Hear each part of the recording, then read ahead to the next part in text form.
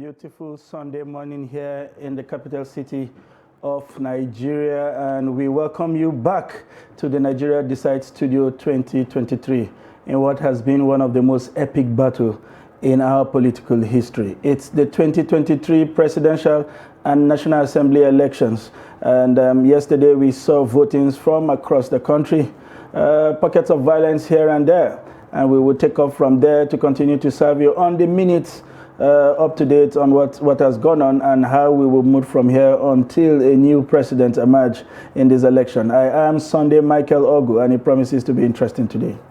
Yes, good morning and welcome to the live coverage of the 2023 general elections. I am Ayuba Ilya. Indeed, perhaps many people didn't see that the polls will run up till this moment that we are speaking.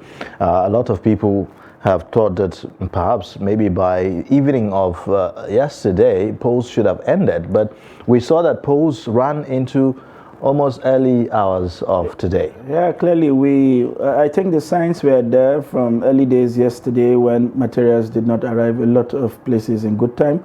And some of the analysts told us yesterday we cannot completely separate some of the logistic challenges we saw from the ongoing fuel scarcity and the whole cash issue where there were late cash disbursements, and that fed into the overall strategy. I mean, even in Abuja, which is where the national headquarters of INEC is, in a place like Lugbe, where you can practically jog from the city center to voting did not start in some of those places until about 2:30, 3 p.m. And so that suggests, begin to give you an idea of what possibly could be going on across the country. But could we really blame that on the issue of fuel and cash crunch? Because I mean, I recall that the CBN has given assurance to CBN, and from what we understand, INEC have actually received cash from the CBN, and also the issue of the fuel issue. We haven't had any complaints from the NURTW, which is the main body that INEC is relying on for the distribution of the material. So wherever the issue is, we are yet to hear from those responsible from that. Yeah, that's true. For some places, well, the issue varied from point to point. In fairness to INEC and its organization, we saw places where voting started at 8:30. Yes. In the morning, and in some places officials arrived at 7:30 a.m. But that's just 26%. Yes, of the total number of officials. I think it was important that we highlight that it's not all gloom. It wasn't all bad. But what we also saw was that where they arrived and the beavers was in good condition, the voting process went speedily because it had no issues. I mean, the accreditation process was seamless. Basically, you could alternate between your fingerprint or your facial recognition on the machine, and once you get that, it was a smooth sail, to the election itself. Yes. And of course, that was what the feelers we got from most of our viewers from across the country. We got calls from Bayelsa, from Uyo, from Oyo, from Lagos, from Wukari, from Zaria, and all sorts of places, from Kagara, yes. Places that gave us the impression that things actually went well. It may not be a complete representation of what went on in the country, but it's fair to give them kudos for what appears to be a largely rank-of-free. Yes, and talking about feedback, we'll be expecting calls to come in. We'll be opening our phone lines soon for you to call us and tell us the situation in your area. Tell us what your experience was and what exactly is going on.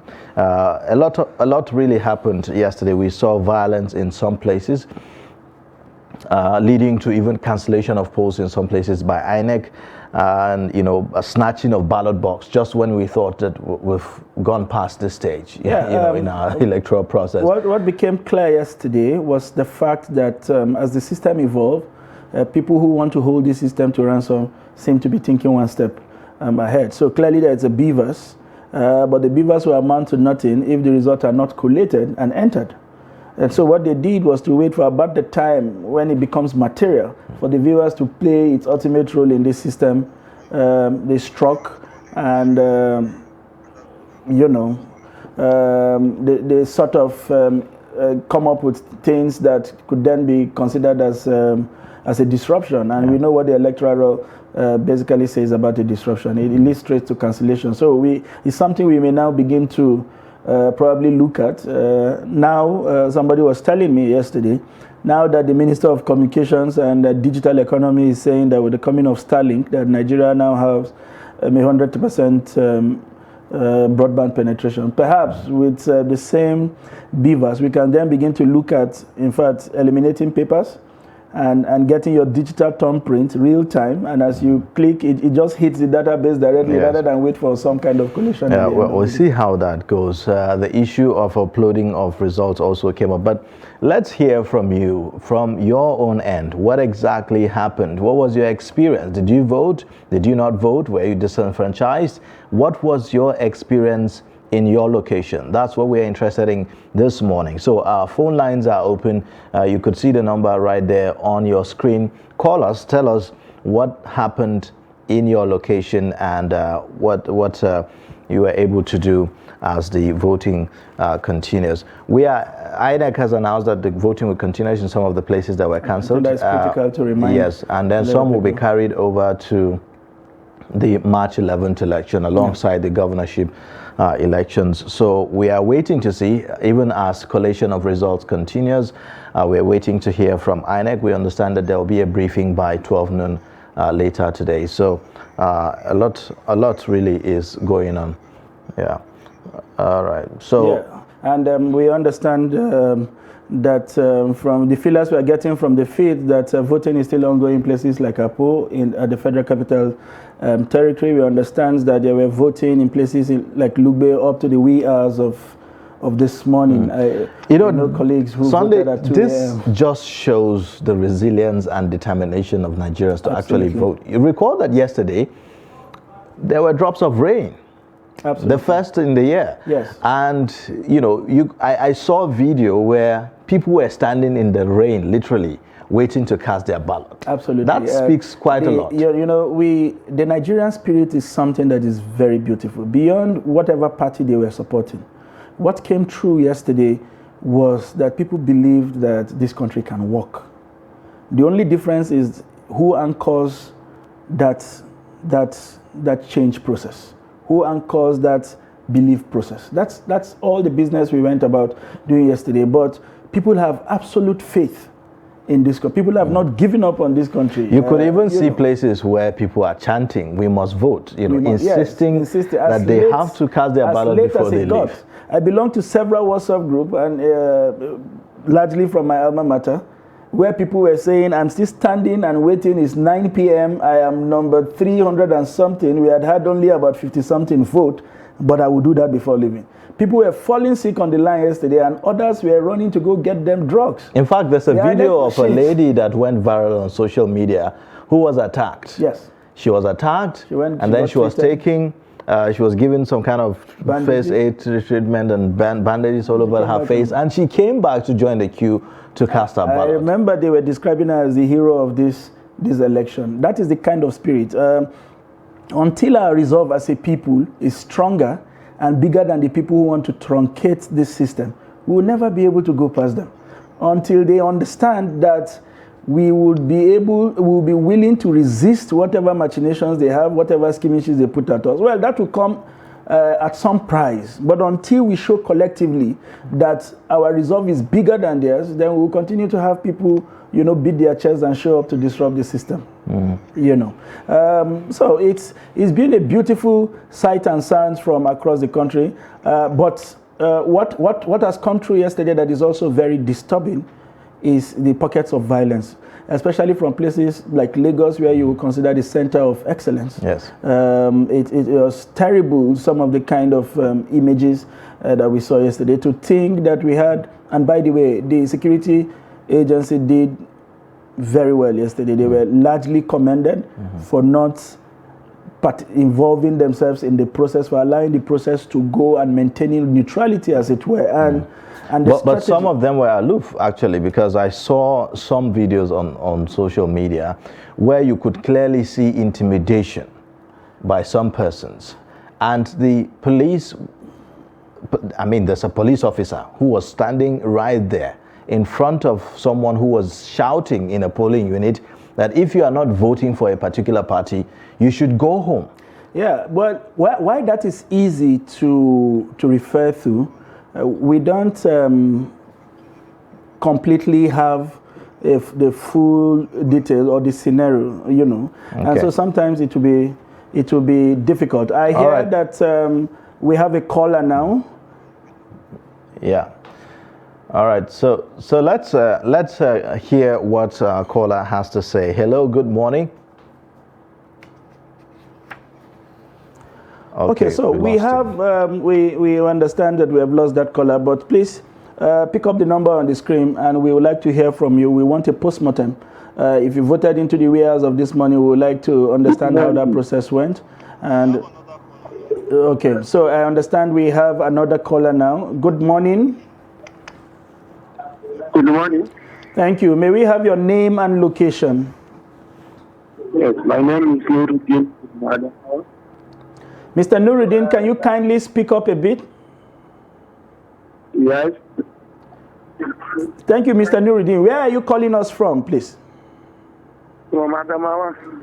That's great. How is Adama doing this morning? Yes. Yes.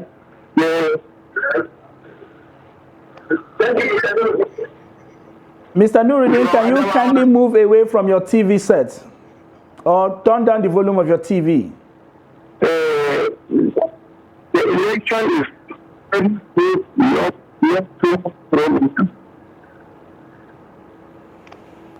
well, it's well, we are struggling to hear Nuruddin there. I would like you to call back and share with us how the election went around your ward polling unit, and give us a sense of how that whole process has progressed until this morning. I would like to hear from more Nigerians now on what had happened between the voting time and this morning, and how that whole process is evolving. all right. We have another call. Good morning. Hello. Good morning, sir. Yes, good morning. Please tell us your name and where you're calling us from.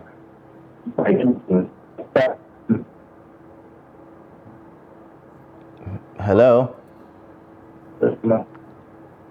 Okay, it appears that We seem to be having some glitches with the lines this morning. Yes. We were talking about the skirmishes that we saw yesterday, and how that was a dent, no matter how small. We understand that some persons lost their life in Kogi. The Kogi's incident was unfortunate because you could see what appears to be a fierce build-up to yesterday. I mean, the government of the state showing up in some local governments and excavating the roads, and even explaining it away by saying they were trying to prevent terrorist attack and all that. I understand we have another caller. Good morning.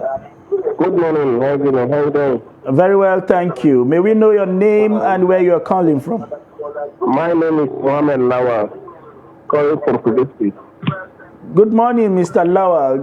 Can you kindly share with us what your experience have been as far as this election is concerned in your location? The election is home, especially in the Kina local government. Okay. So how did it go in the Kina generally? The Kina local government election, let me say most of the election material were destroyed.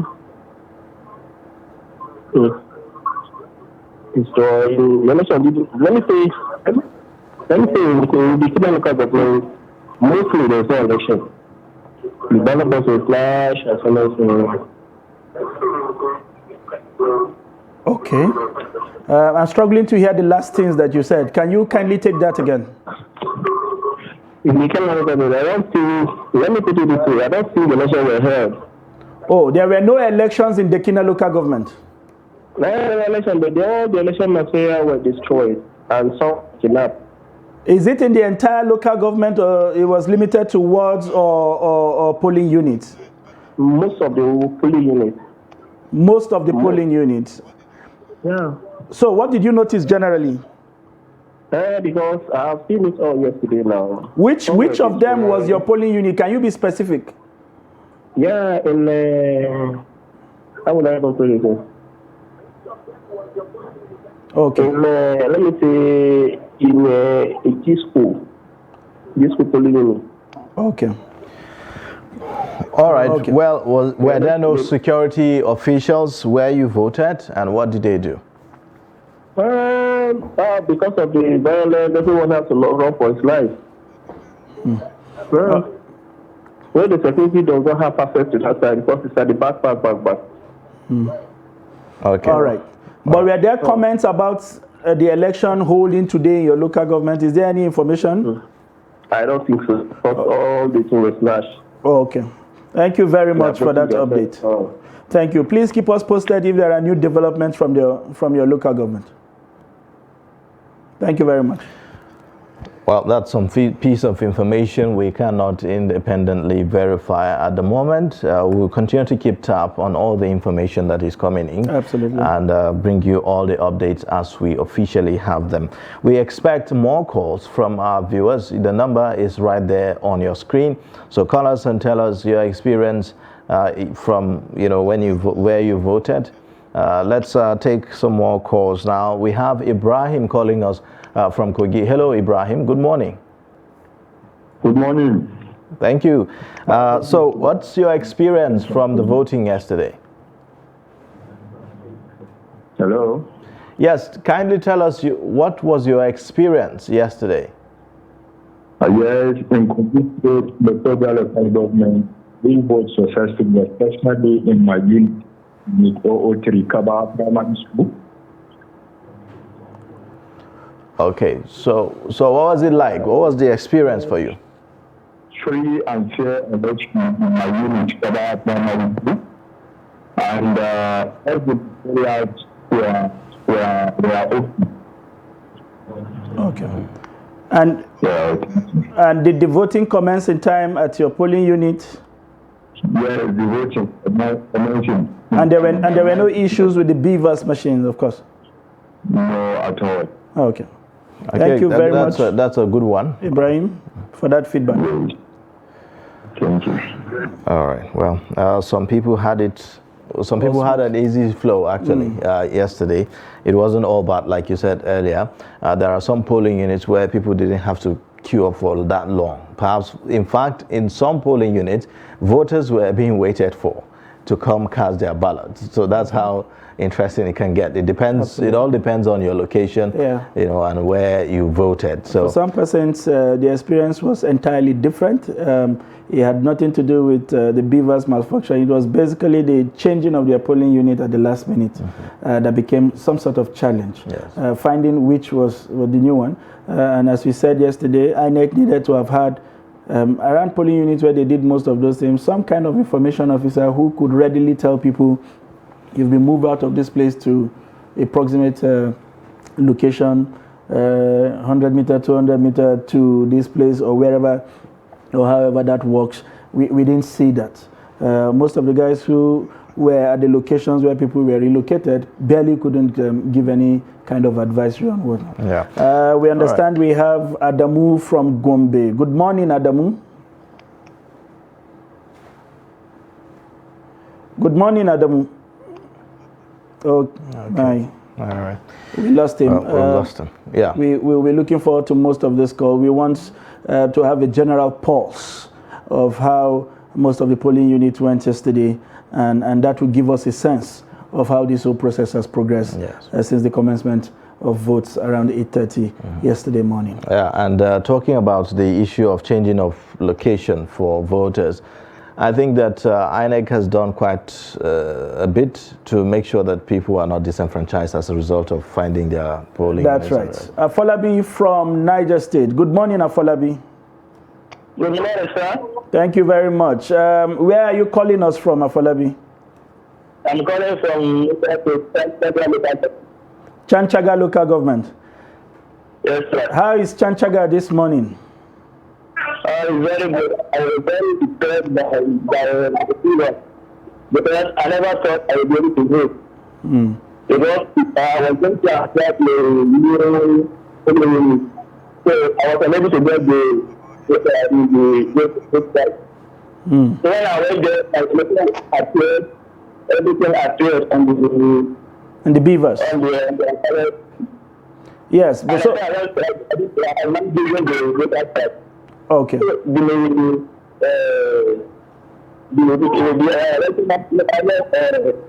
can say if they use my thing, they need to bring that into. Okay. Like they did. Everything was okay, they do that. Okay. What about the security situation generally? I know Chanchaga is between Paiko and Boso local government. Did you have any situation in Chanchaga or a spillover from any of those places? Everything went peacefully, including the transmission of result. It was done. Did you witness the transmission of result from your polling unit? Yes, because we are not that many. Okay. I was working before, very, very large. Okay. I was transferred to the Okay. I was about, let's say, like 40 people and it was very fast. Thank you very much, Afolabi, for that update. If you get anything that you think is important for us to hear, please do well to reach us back. Okay, thank you, sir. Thank you. Have a nice Sunday. Some interesting results, updates there from across the country, which sort of give us hope. Usually, after the elections, we get into another moment of intense tension. Tension, yes. Leading to the moment where the winner of the election is announced. So the more positive information we are able to harness, it gives us a feeler that there will be really no need to worry about so much. Once people can trust that the process is credible, is free, and it's fair, then they will readily accept the results that come out of those kind of process than the process that appears to have been flawed. Yes, and a lot of expectations really also on INEC to do more and to do better. Like I said earlier, I was talking about people finding their locations where they are meant to vote, and the last minute change, how it had disrupted quite a lot of issues. Okay, so let's take some more calls. Nuruddin from Yola joins us to give his contribution. Hello, Nuruddin. Good morning. Morning, how are you? Very well, thank you so much. So tell us your specific location and how you voted. Okay, my name is Nuruddin Mohammed from Adamawa, in local government area. All right. So, what was your experience? The experience, the election is very, very, very good. Not too much problem. But in our area, we find the problem of these people. People are talking about this. Is it a machine? The beavers working faster. Okay, the beavers, the delay or slow pace of the beavers, isn't it? Yes. But security-wise, how did it go? There is no problem in our area. Okay, that's good. That's good. Only the beaver is not fasting. Okay. What about the turnout of voters generally? There is no any crowd in our area. Okay. Okay. Is that, from your experience, is that how it has always been? Does it suggest that people are not interested in voting, or that's how the numbers have always looked? The people have come out to vote. I think it's 70 to 60% people are coming. Okay. So about 60% of the people. No problem. Okay. Thank you very much. So much, Nuruddin. Well, quite a lot really also. Issue about beavers. The beavers ordinarily shouldn't take more than 2 minutes to accredit someone, and you can go and vote. That's right. But from the stories we're hearing from the feelers, even some of the videos that we've seen, there are reports of the beavers malfunctioning. There are reports of delays. Some places do not have enough beavers, so you find a polling unit where you have hundreds of people waiting, and there's perhaps only one beavers. In fact, I've seen videos where at those polling units, INEC officials were waiting for some of the materials to arrive, especially the beavers, till noon, past noon. They were waiting, for the beavers to arrive. So these logistical issues and the technology deployed, perhaps by the end of the polls we'll be able to assess and say, okay, this is the percentage of the functionality of the beavers and the rest of them. But for now, so far, what we have been hearing it doesn't sound very encouraging. Well, when you think of the fact that we have over 170 polling units, 70,000 polling 76, units, 76,000 polling units, as the case may be, then you understand the huge logistical arrangements that have to be in place to deploy to those places. So it's easy to talk about the things that have not worked, but I think on the overall we have more things that have worked than the ones that have not worked. All right, let's get some more calls from Yobe. We have Mijinyawa standing by. Good morning. Morning. Thank you so much for joining us. Tell us your polling units and what was your experience at the polls? Okay, my polling unit, I voted for Party School local government. So how the turnout is very well, I would say very low. But after, I would say, noon, a lot of people started trooping out to vote. So for my own location, the beavers work perfectly. And were there any issues with security, with the transmission of results after that initial low turnout? No, there is no issue of security because there is presence of military, police, and other security agencies present at the center because it's one of the collation centers there in Okay. Did you also, by chance, witness anything that would suggest any kind of vote buying activity? We understand that members of the ASCC went around yesterday. Did you notice anything strange or suspicious around your voting environment? No, there is not such issues in the location. All right. And how is Potiskum this morning? Potiskum is very fine. All right. Thank you very much, Mijinyawa. We are patiently waiting for results. Yes, we all are anxious and special, and well, how would I say, anxiously waiting for the result as well. Yes. Thank you very much, Mijinyawa, for that update. Thank you very much. Thank you. You have a nice day. Thank you. All right. Well, interesting update. Yes, interesting, really. Yeah. Some of the feedbacks we're getting, while some had it easy, some had it rough. Yes, it was really rough, and it's not a function of distance.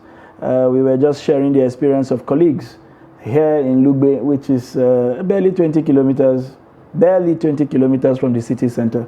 They voted up to 2 a.m. this morning, and I'm not sure 2 a.m. was the last voter. That was when he voted. So if you could have those kind of experience in places where you do not expect that logistics will be a challenge, then clearly we could have some spread and pockets of events around. Yeah. I understand we have Akilu from Yobe. Good morning, Akilu. Good morning, my brother. How are you doing? I'm very well, thank you. What part of Yobe are you calling us from? I'm calling from Potiskum. It appears Potiskum people actually woke up very early ahead of other Nigerians this morning. We had just spoken to another Potiskum caller, but give us a general sense of how your voting environment was yesterday, from the voting to the performance of the machines and security situation. Here in this presidential election, we didn't get any problem in terms of INEC, security agencies, or masses that used to come on board. We did it successfully, and not any security challenges. Then INEC come on time. Thank you very much. All the materials, we didn't get any problem here in Potiskum. Thank you very much. Can you give us an idea of when voting ended and perhaps announcing of the result at the polling unit? We are waiting for the result, but something give me this election. Oh, so when did the voting? When did you finish voting at your polling unit? We finished at 3:30 a.m. Already conducted everything. Everything become successfully by 3:30 p.m. 3:30 p.m. All right. Thank you very much, Akilu. Yeah, that's fair enough. Thank you very much. Well, very, very interesting feedback. He sort of corroborated what Mijinyewa had told us. Yes. Also from Patiskum, that things went very well. The machines functioned optimally. And as you can hear from him, the entire process rounded up by 3:30 p.m. Yes. At what time in some other locations, they had not seen the INEC officials yes. or the equipment. So mixed feelings across the country, but it's a process, and the process continues to evolve for us as a people. As we become conversant with this process, we'll do well. All right, let's take some calls from Sani, this time around calling us from Niger. Thank you so much. Good morning and welcome to the program. Good morning. Yes. Tell us your specific location and what was your experience yesterday at the polls? I'm from FMC Federal Medical Center, Bida.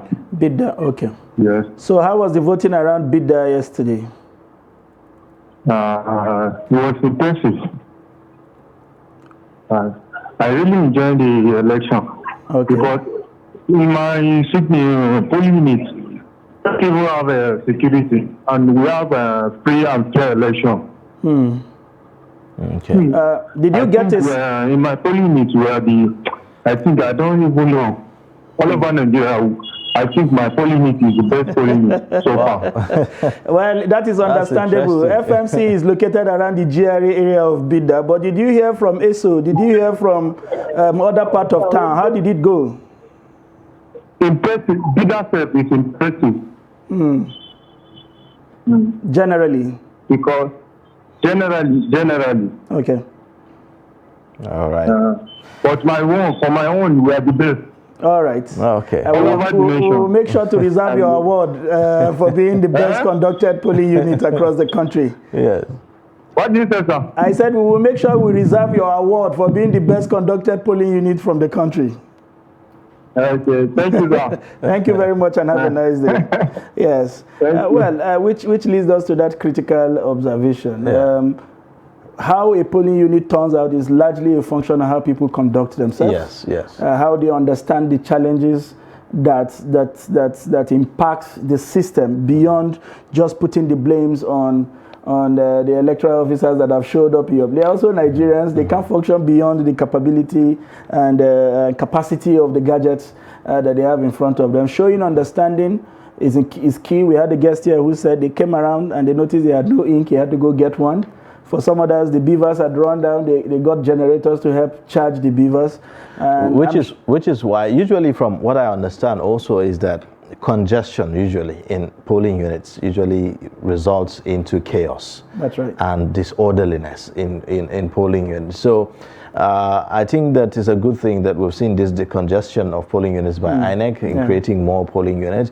But again, this has perhaps disenfranchised a number of people, and also goes to the issue of why it is important for you to know your polling unit before the day of election. There have been several announcements. I think it is fair to say that while it was good intention, some people argued that it came in slightly late. We will come back to that conversation after we hear from Moses from Yobe.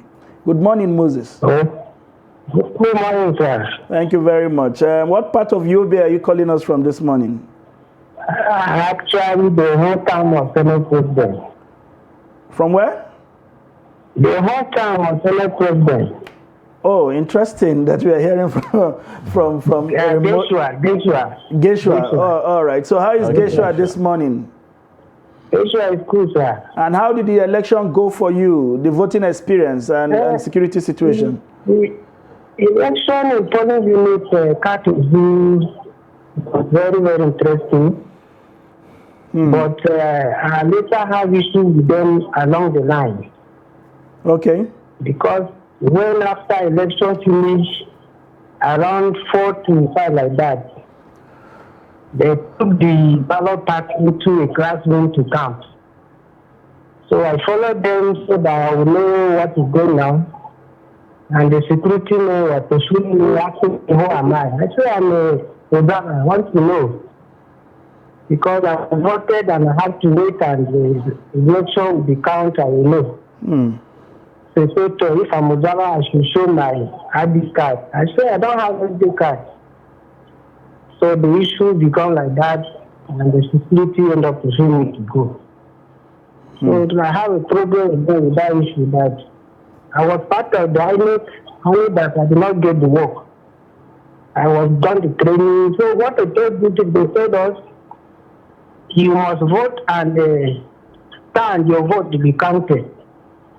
And the counting should not be in the secret, and why here they are taking it in the secret.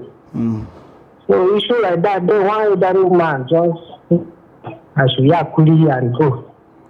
Just, but did the parties have representative at the polling unit? Security issue, I have problem with them. Did the parties? So that is what happened yesterday. Mr. Moses, can you hear me? Yes, sir. Did the parties, the various parties, did they have their polling agents at the polling unit? Yes, sir, they were there. Okay. We just needed to be sure, because once they have their agent, you can be sure that the countings would have been done. Thank you very much for that update. It's all right. Thank you, sir. All right. Pockets of accusations and allegations, on INEC. We've even heard reports also of how some of the ad hoc staff were not uploading the results to the INEC portal. We understand that there seemed to be glitches on the INEC viewing portal at some points, and it didn't come up. At some point it goes off and all that.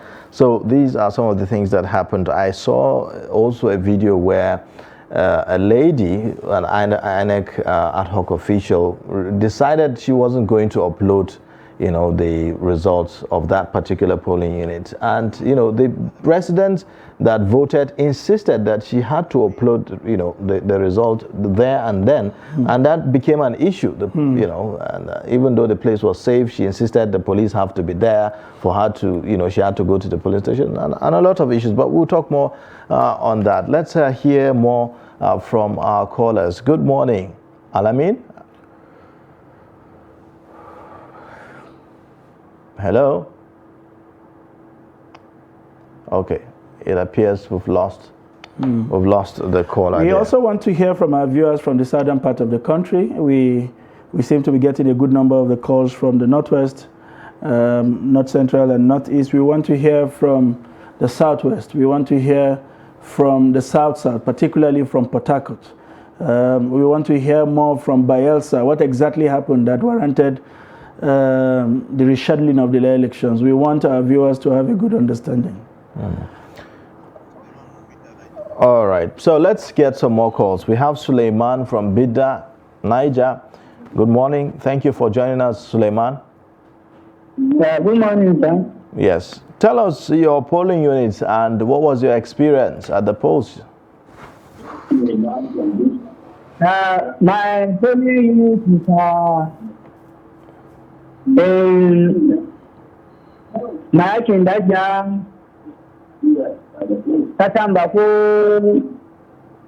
unit. Okay, what was your experience like at the polls yesterday? Yes, my problem with our unit. Yes, go ahead. The unit is very bad. Can you just move away from your TV sets? The number of the voters in the polling unit is almost 900. So can you move away from your TV set? You appear to be listening to yourself, and that is impacting on the quality of your call. Can you reduce the volume on your TV set or move away from it so we can all hear you? Yes, I moved away from my polling from the TV. Okay, so what exactly happened at your polling unit? The problem are many. Go ahead and tell us some, please. The number of the polling unit is very large, almost 900. We have been expecting the INEC to see the unity to keep. And up to now, the unit is very large.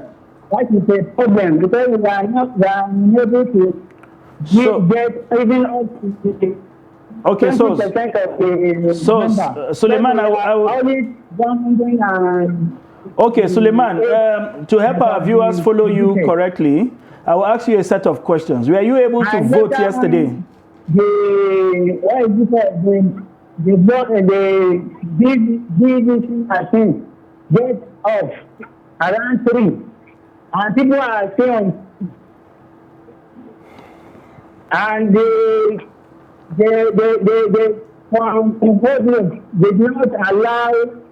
After the machine has been notified, they were not allowed to continue the election. So I look at the people on queue. They did not allow them to continue the election. at what point, at what time did this happen? We invited the scripting man because it was only one defense agent that they brought to the unit. Okay. Hello, Suleiman. Suleiman. Hello. And later I went to the court of the Hello. defense. Hello, can you hear me, Suleiman? Now, at what time did voting ended? Hello, sir. Can you tell us what time did voting end at your polling unit? They stopped the voting when the machine got off. What time did the machine? Mr. Suleiman. Yes, sir. We have to move to others so that they can contribute. So I need you to answer some of these questions quickly. What time did the machine go bad? Around 3. How many people in your estimation could not vote at your polling unit? There are many. There are many. There are up to main lines are up to 50. Female lines are up to 100. Okay, so about 150 out of the estimated 900 people at your polling unit could not cast their vote yesterday. Am I correct? Exactly, sir. Thank you. Are you sure that those people were on queue as at 2:30 p.m. when the voting was supposed to have ended? What happened when the machine get off? The line scatter. Okay. But later on, when the machine was finished, they came back to the line. Okay. Thank you very much, right. Suleiman, for this update. Thank you, sir. All right, we'll take a short break to give you some sounds and some bites from across the country on how the voting went yesterday. We'll see you shortly.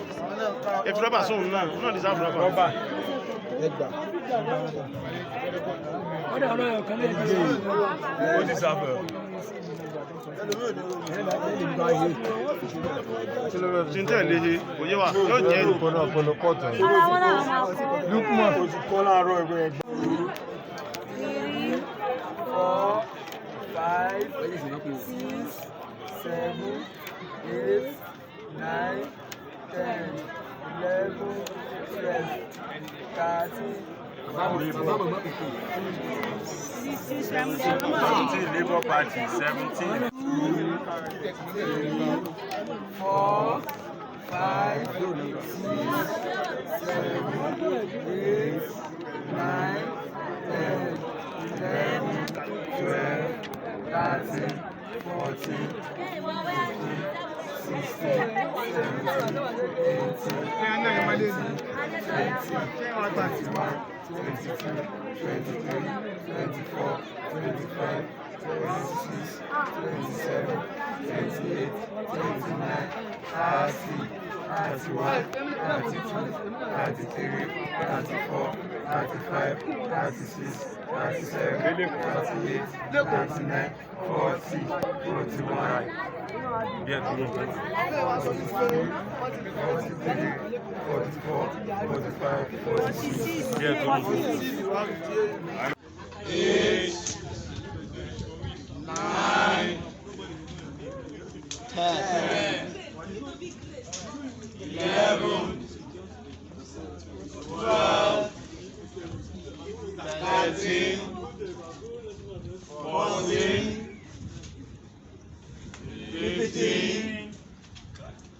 16, 17, 18, 19, 20,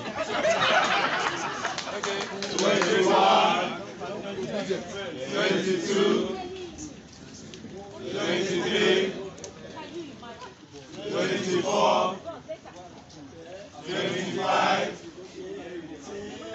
26, 27, 28, 29,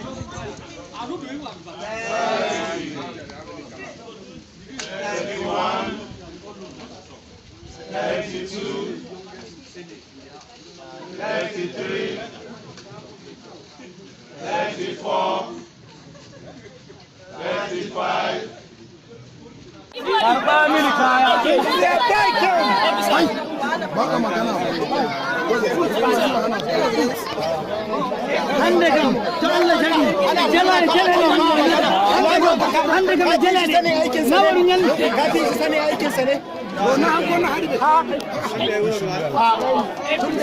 Kai ana recording ba kowa ya shiru bane ha ka bar mu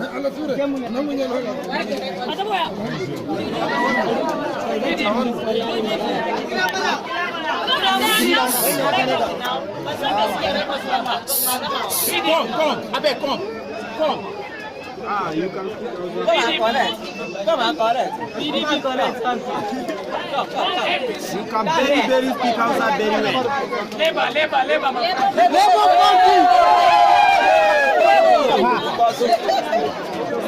Labour Party. Hey, Oga, sit here. You talk in your phone.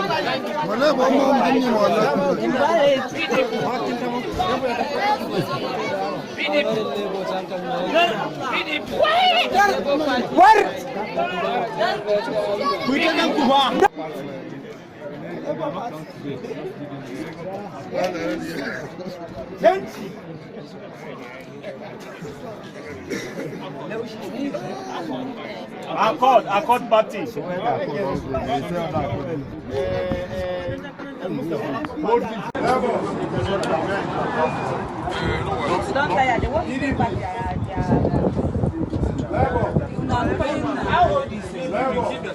Now that one I like it.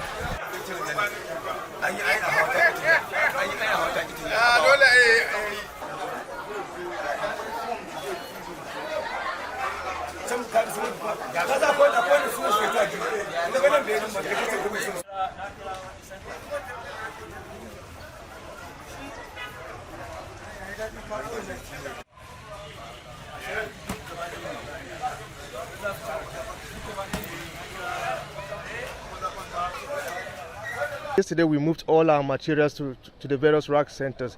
That is the non-sensitive materials, at the same time our personnel that we use for today's exercise. So all sensitive materials, non-sensitive materials and the personnel were moved yesterday to the various rack centers across the 13 wards in the local government area.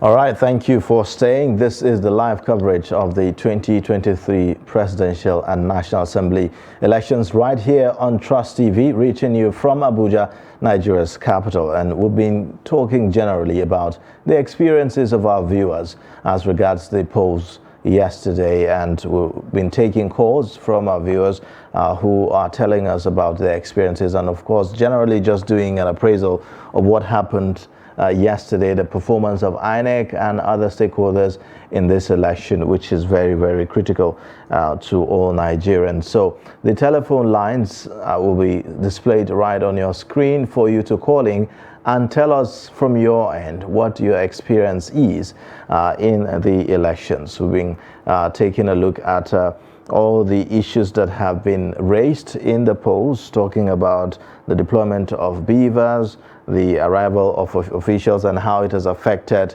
the conduct of the polls generally. We've seen that polling and ballot casting lasted up till the wee hours of today. In fact, INEC had to cancel some polls in some locations to conduct some of the elections today. So we are waiting and following up with all the updates. So do well to call us. The number is right there on your screen to tell us your own experience from your own end, or Sunday, we saw some of the figures there. Some of the data that we're getting, even though we are yet to hear from INEC, we look forward to an update from INEC by 12 noon later today. Absolutely. Now, we have a caller who is calling in for his own contribution. Good morning. Assalamu alaikum. Good morning, Mustafa. Good morning, and how are you? Very well, thank you. Can you tell us your polling units and what? I am in Maiduguri, calling from Maiduguri. Okay. Okay. What was your? Also, Bulama Zanna polling unit 1. All right. Sorry, not. Okay. So tell us your experience. Yeah, Alhamdulillah, we are satisfied with what we have seen in the INEC tweet. Okay. But there is some technical errors, particularly how to trace the place of the polling unit by the staffs of the INEC. Most of the staffs were there did not know the place. They are not told just for the first time. Okay, you are talking about locating the polling units by INEC staffs, right? Now? You are referring to difficulty in locating the polling unit by the INEC ad hoc staff, right? Exactly. Okay. Exactly. So how much did that affect the commencement of voting? Oh, it has affected it badly. So what time exactly did you start voting at your polling unit? Well, actually, some are even past on 2 p.m. Okay. Yeah. So how long did it drag? Okay, how long did that drag? When were you able to finish voting at your polling unit? Actually, it has taken up to 5, 1 to 6. 6 p.m. Okay. Other than that late arrival of material, were there other challenges you noticed at your polling unit? In the past, in our place, we don't have anything apart from that of locating the polling units. Okay, so every other thing went. Make it turn out to be low. Okay. Okay. The turnout was low. Yes. It is very, very low. Okay. Can you explain why that is? Do you have any sense of why people did not turn up? Well, the major reason was the people were not satisfied with the politicians. Okay. All right. Generally. Yeah, right. We leave it. But beyond that, every other thing went smoothly. Everything is smoothly, alhamdulillah. All right. All the 27 local government Borno State, there is no anything. It's only there is bomb blast or something like that in Goza area. In Goza area? Yeah. Yeah. Where did, from the information available to you, were there casualties? I mean, what exactly did it affect? Actually, there is not any casualties. Okay. All right. Thank you very much. Very much satisfied with the security personnel too. Okay. Thank you, Mustafa, for that update from Maiduguri. Thank you very much. Thank you. Well, very interesting feedback from there. That was critical because we were in the studio yesterday when reports started filtering in from Goza. Yes. And even the INEC chairman had cause to say they were about to take the briefing. Yes. Before he was reminded that he needed to take a nationwide briefing. It's good. We also understand that some persons were killed, some voters were killed. One of the papers reported this earlier today, but we'll get all the details subsequently. All right, let's get some more calls. Adamu is calling us for his contribution. Good morning. Hello. Good morning. Hello, good morning. Thank you. So tell us your location and where you voted and then your experience. I'm calling right now from Kano. Thank you very much, Adamu. From Kano. How did it go yesterday with your polling unit and generally your environment? Yes, I participated as ATO 1. Okay. And I serve as an ad hoc staff for the INEC. Okay, so what's your evaluation of how the process went yesterday in those areas? The process went well. and the beavers will use it. But the only problem that we encountered is after we have done we are through the election. We uploaded the presidential. We uploaded the gubernatorial, senatorial election sheets. The presidential, you mean? The presidential was not uploaded after some hours. But there wasn't gubernatorial election yesterday. So it was senatorial and House of Reps. Yes. Yes. So you are saying that you had difficulties trying to upload the result sheets. Yes, that was what we experienced, and not only in our own polling unit at Gombaja. Okay. Gombaja was. But you eventually uploaded the result. Is that? Yes, we uploaded it and it went. Yes. When exactly were you able to successfully upload this result? Between when you started trying? It was after 7. Okay, you started trying at what time? When did you started trying before it eventually uploaded at 7? We started uploading around 4. Around 4 p.m.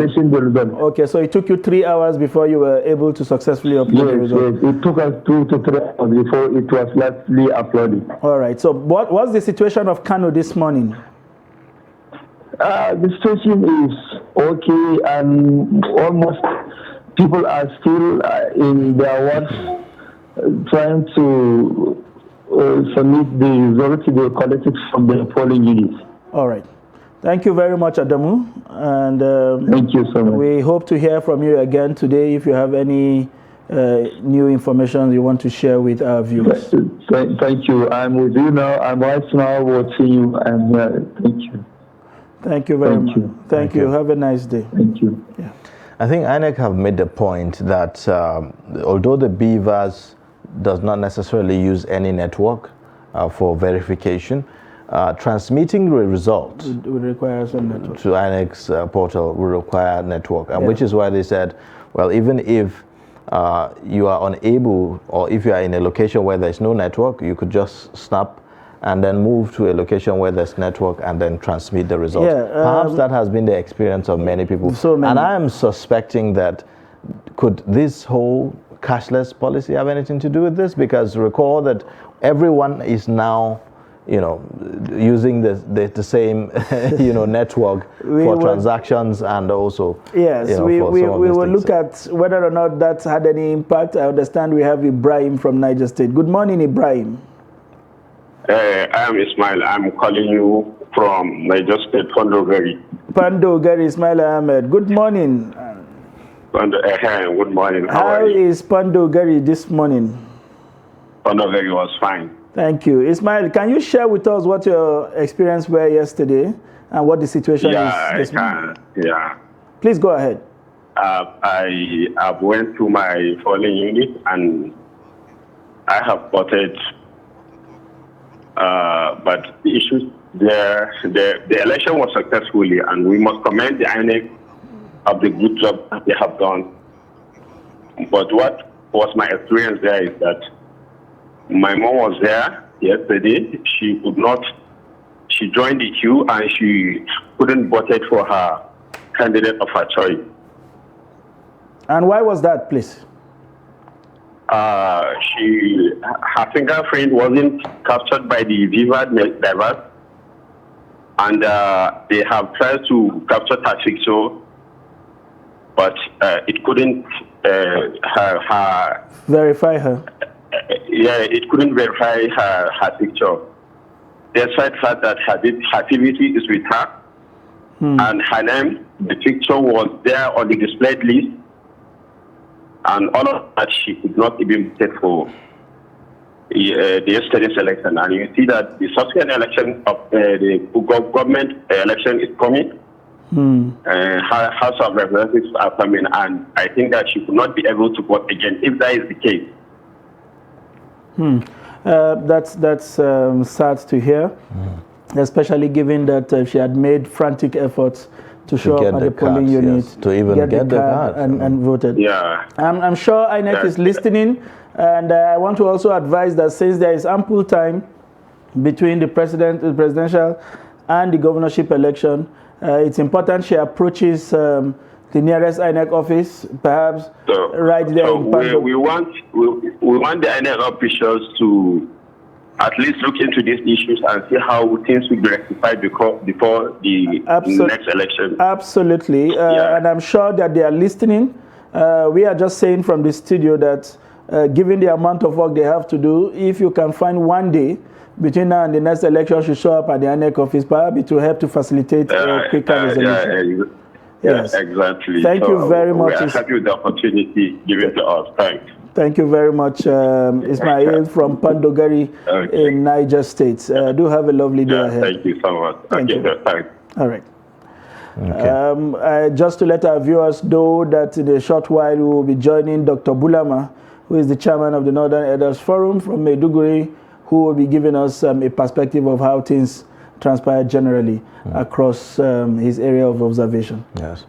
Well, yeah, so like I was saying earlier, the issue of the internet and the connectivity, the network here, in this case, whatever happened, we are yet to understand or get an official statement as regards to the issue of uploading the results. Yes, there are two gaps that for me immediately appears obvious. One is that the training that INEC provided its ad hoc staff was not sufficient. There were gaps that some of us had the understanding that you don't necessarily need to wait for the result to be completely uploaded before you head back to collation center. And then the people who are supposed to then provide that explanation to the general waiting public were unable to do so because they also did not understand how that process fully works. It's a gap.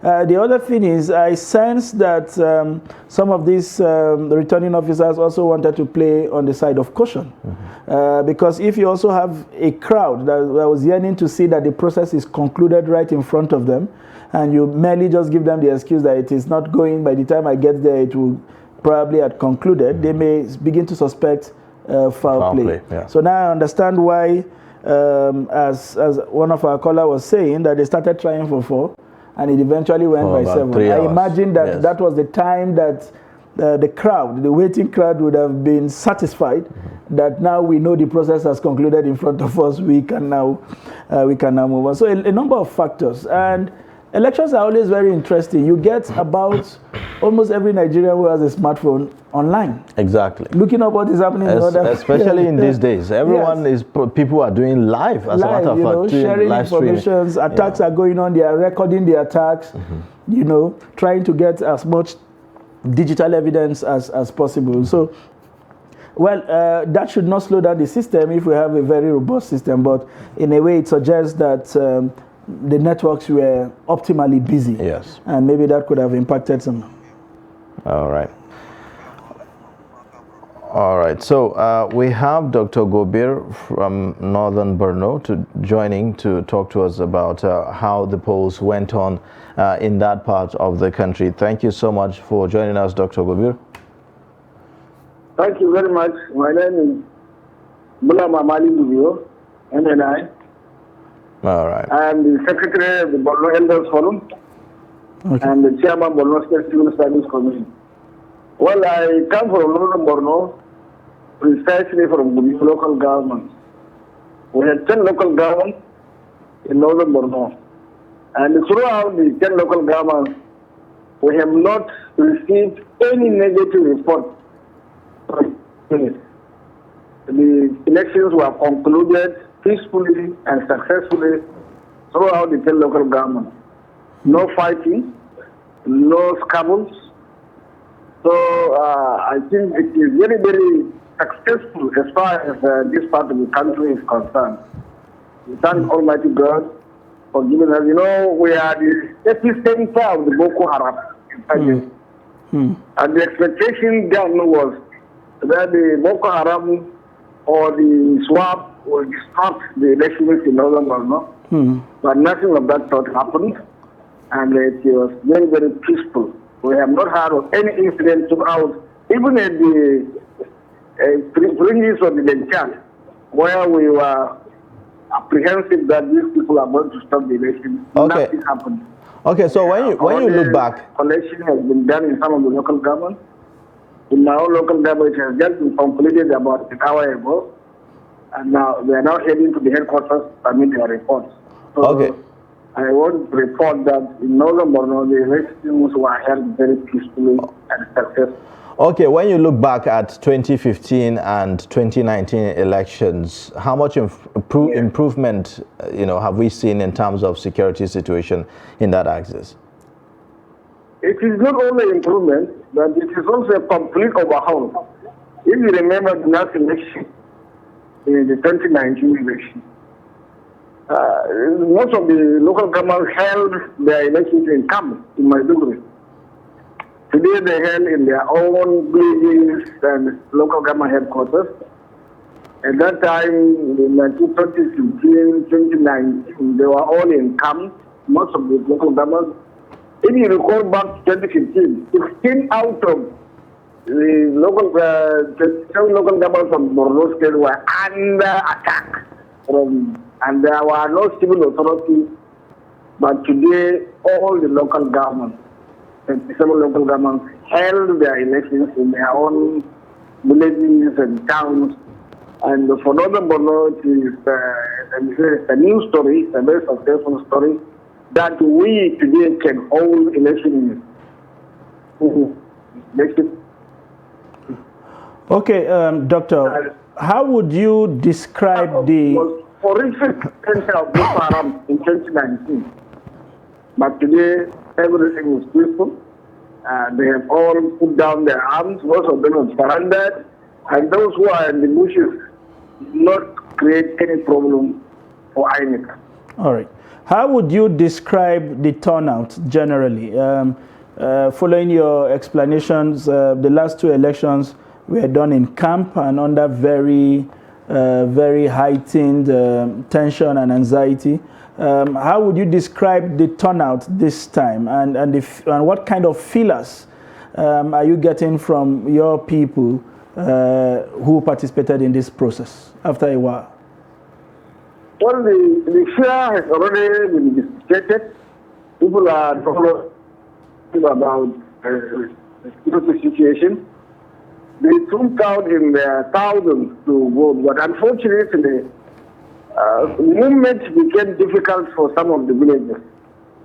They cannot move to the center to vote because in the last election, they all moved to the centers to vote. Today, they voted in their villages. And, the way elections are held in the villages, a cluster of villages are combined to have a polling station. Somebody will have to take 5 kilometers, 6 kilometers, 10 kilometers to come to the voting center. And that also created some problems for them. And then the what you call that machine has created some kind of problems for the villagers.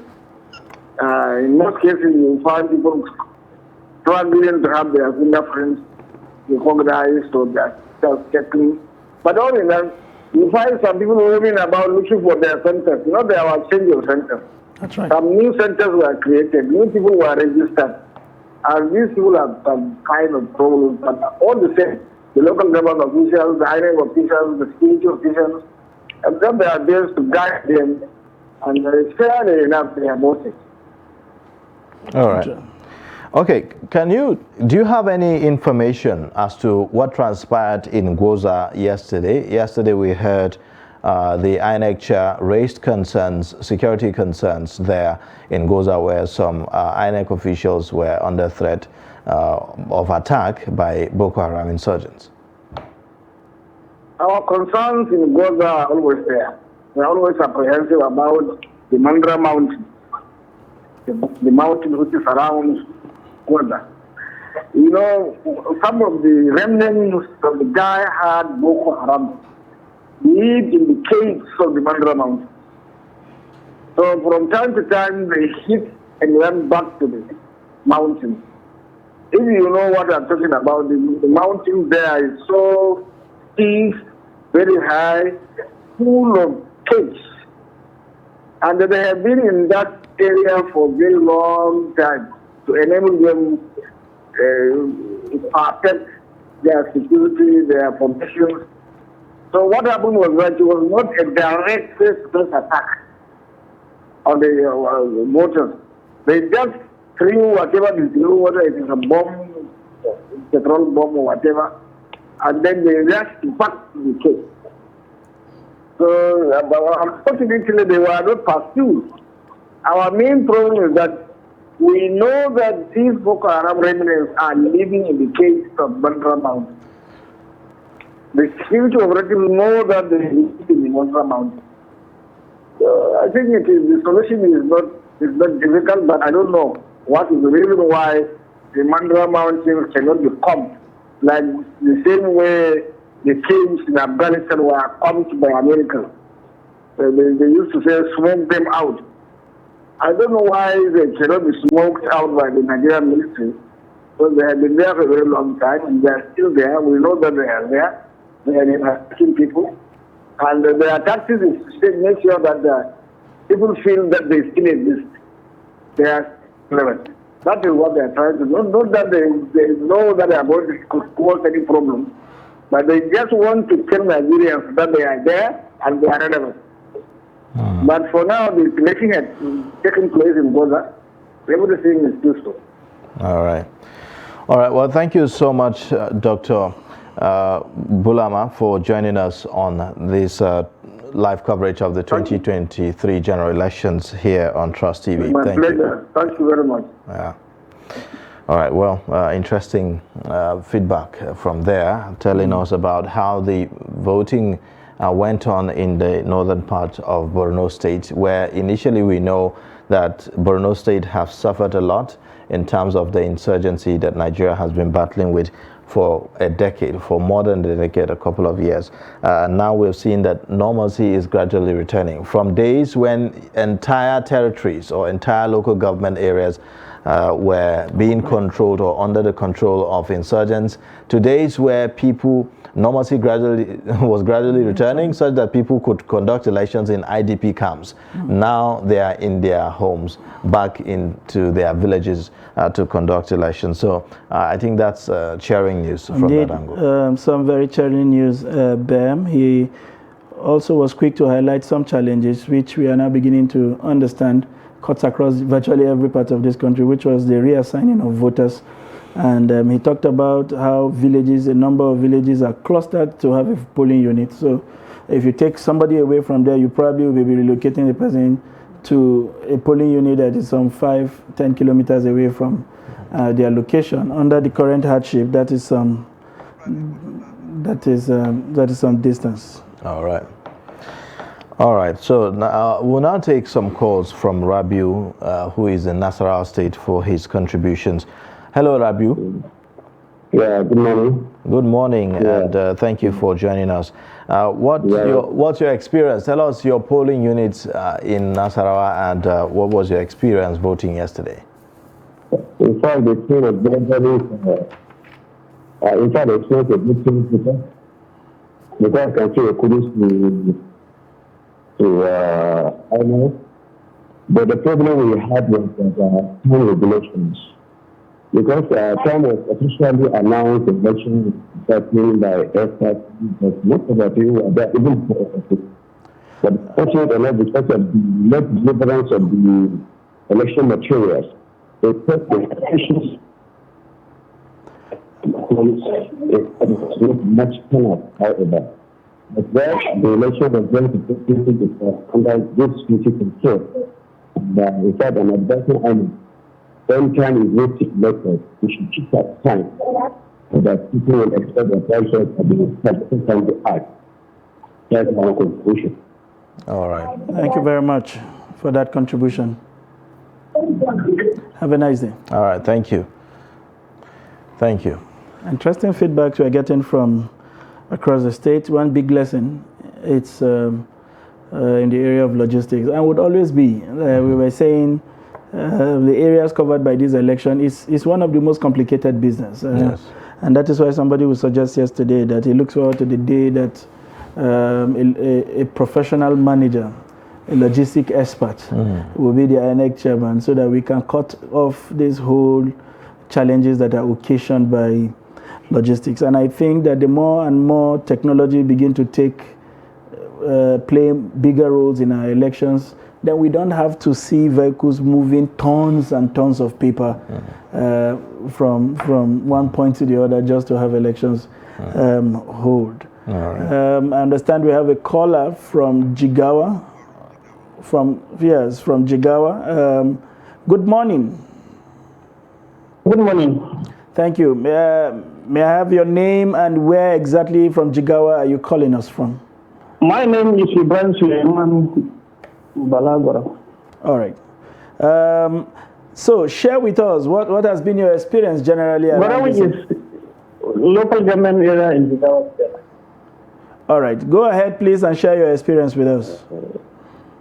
Really, we appreciate the effort for the INEC and security personnel in this election.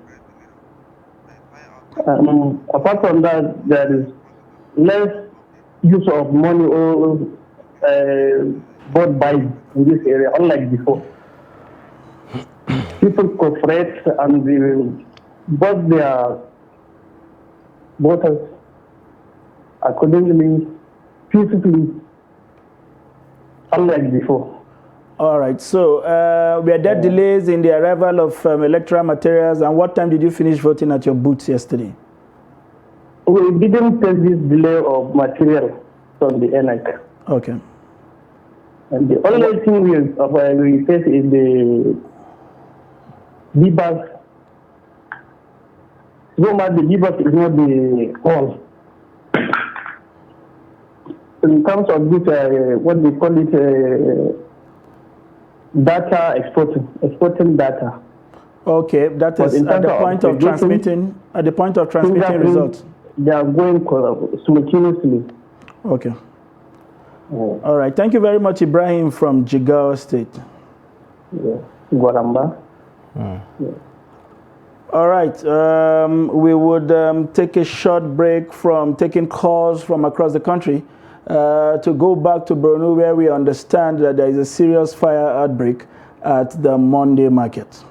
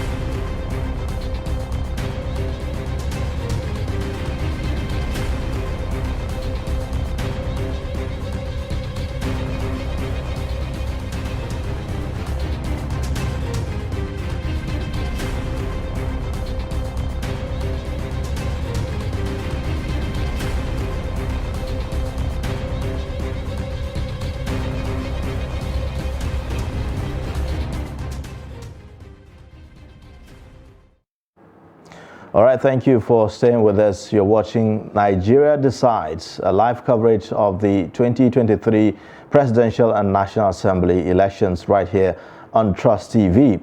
We are going to be digressing just a bit to take a look at what's happening in Borno. We understand that there's a fire outbreak there in Maiduguri, and we have our correspondent Bitrus Kurutzi, who is standing by via phone to give us an update on what's happening right there. Hello, Kurutzi. Hello, Bitrus.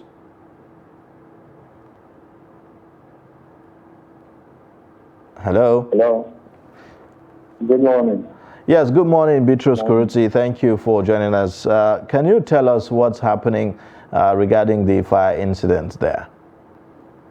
Yes, at the moment, the fire servicemen and the Nigerian police and other two are also there trying to calm down the situation. What's the location of this fire? What's the location of this fire incident? Location? Yes. Okay, yes, it started inside the market, right at the middle of the market. It started around 2:40 a.m. in the morning. Okay. Any info? Which of the markets, and whether or not there's any information as to what could have started the fire? Because yesterday everywhere was shut down because of the elections, so people were not expected to be in the market. So what could have led to that? Okay, at the moment the fire servicemen are trying to. So when I spoke to them, they said that they are still trying to contain the fire, and that they don't know what actually caused the fire. So until they finish taking it off before they will make their own investigation. Okay. Again, which of the markets are we talking about, and whether or not you've spoken to? The Monday market. Oh, okay. The one inside the Maiduguri town. That's the major market. It has over like 5,000 shops and stores inside, and also there's a bank inside, ATM, and the bureau, the change people too are also inside the market. The market even also has an administrative office. Okay. So any idea what part of the market has been affected? Any idea on what part of the market that has been affected? Like 80% of the market has been affected, because it started right in the middle, and it has been like affecting other shops. It's only shops that are outstretched of the market that are not affected, because many people were bringing out their goods, all their things outside. What's the response like from the officials of the fire service, from what you have gathered? Was it a swift response, and what damage has been done? There's no casualty, there's no injury. Yeah, but some people were fainting, because a lot of them were affected. So they said that they are still trying to contain the fire, because it's fire for long, and the military were trying to disperse the crowd so that they can be able to handle the situation properly. So for how long has this fire gone on, and when did we see the arrival of the officials of the fire service? What was the time lag there? When we spoke to them, eyewitnesses, they said that started around 2:40 something, and then the fire service people said they came around 3, and they have been trying to contain the situation. The fire service, the military was there, the federal fire service too were there, and then the state fire service too are also there. Like, they have been going up and down trying to put out the fire. Okay. All right. Thank you so much, Kurutzi, for the updates. We would communicate with you later for possible updates from that end. Thank you so much. Okay, sir. Thank you, sir. That's It's a sad incident involving the Monday market in what has been a history of major market fire incidents in Nigeria. You lived in Maiduguri for some time. You have a good understanding of the size and significance of that market to the economic activity of Maiduguri. Yes, certainly the market is quite a very huge one. It's one market that the Maiduguri town is known for. This is a market that attracts people from outside even Maiduguri, people from even neighboring Niger, and other neighboring countries, Chad and the rest of them. So it's large, it's huge. A lot of grains, fish market. You find fish, and there's virtually anything that you are looking for in Maiduguri that you cannot find in Monday market. And there are different segments, to that market. So I can imagine the loss that would have been incurred as a result of this fire incident if the fire service is unable to actually contain the situation as quick as it should have been. So it's a huge market, and I can say the Maiduguri town, the economic activities of Maiduguri, I can say to a large extent revolve around that market. It's a sad development on Sunday morning, perhaps preparatory to the market opening after what has been a long election period tomorrow. It begins to make even more sense when you understand that we are coming out of a major flood where it has been forecasted that we are likely to suffer some kind of shortage in food supply, and to think that we now have a market where you do largely grains going up in flames. It's a real cause for concern, and our hearts goes out to every Maiduguri resident and by extension other Nigerians who would have lost their valuables from this inferno. And perhaps it is time we begin to put measures in place to be able to contain. I mean, to think that this fire has been raging from 2 a.m. and it is about 9 p.m. and by this time the fire is still raging. You can then begin to put in context the amount of loss that this would have resulted to. All right. So at this point, we'll be taking a short breather and to take a look at a fact check by the CDD. It's time to take a look at what's true and what's not true by the CDD. As Nigerians go to the poll, one thing that also shaped, the electoral process is this consistent disinformation that has been going around in the social media. With me here is a fact checker, Hajara Hussain. She will be giving us some updates with regards to the fake news, if you like, and disinformation going around the social media. The fact that they have fact checked some of these claims. We'll get to know from her so far what's the finding like. Hajara, what have you find out in terms of some of these statements, if you like, or claims going around in social media? Well, it's just past 9, and we already have seen videos from opposition parties coming at each other. The first video we checked this morning is a 23-second video saying that Seyi Makinde of Oyo State was seen campaigning for the APC presidential candidate, Bola Ahmed Tinubu. And when we subjected the video to verification using Invade verification tool, it was discovered that some of the clips and pictures that was mashed up in the video were from old posts and then recent videos of Seyi Makinde campaigning to be re-elected as the governor of Oyo State.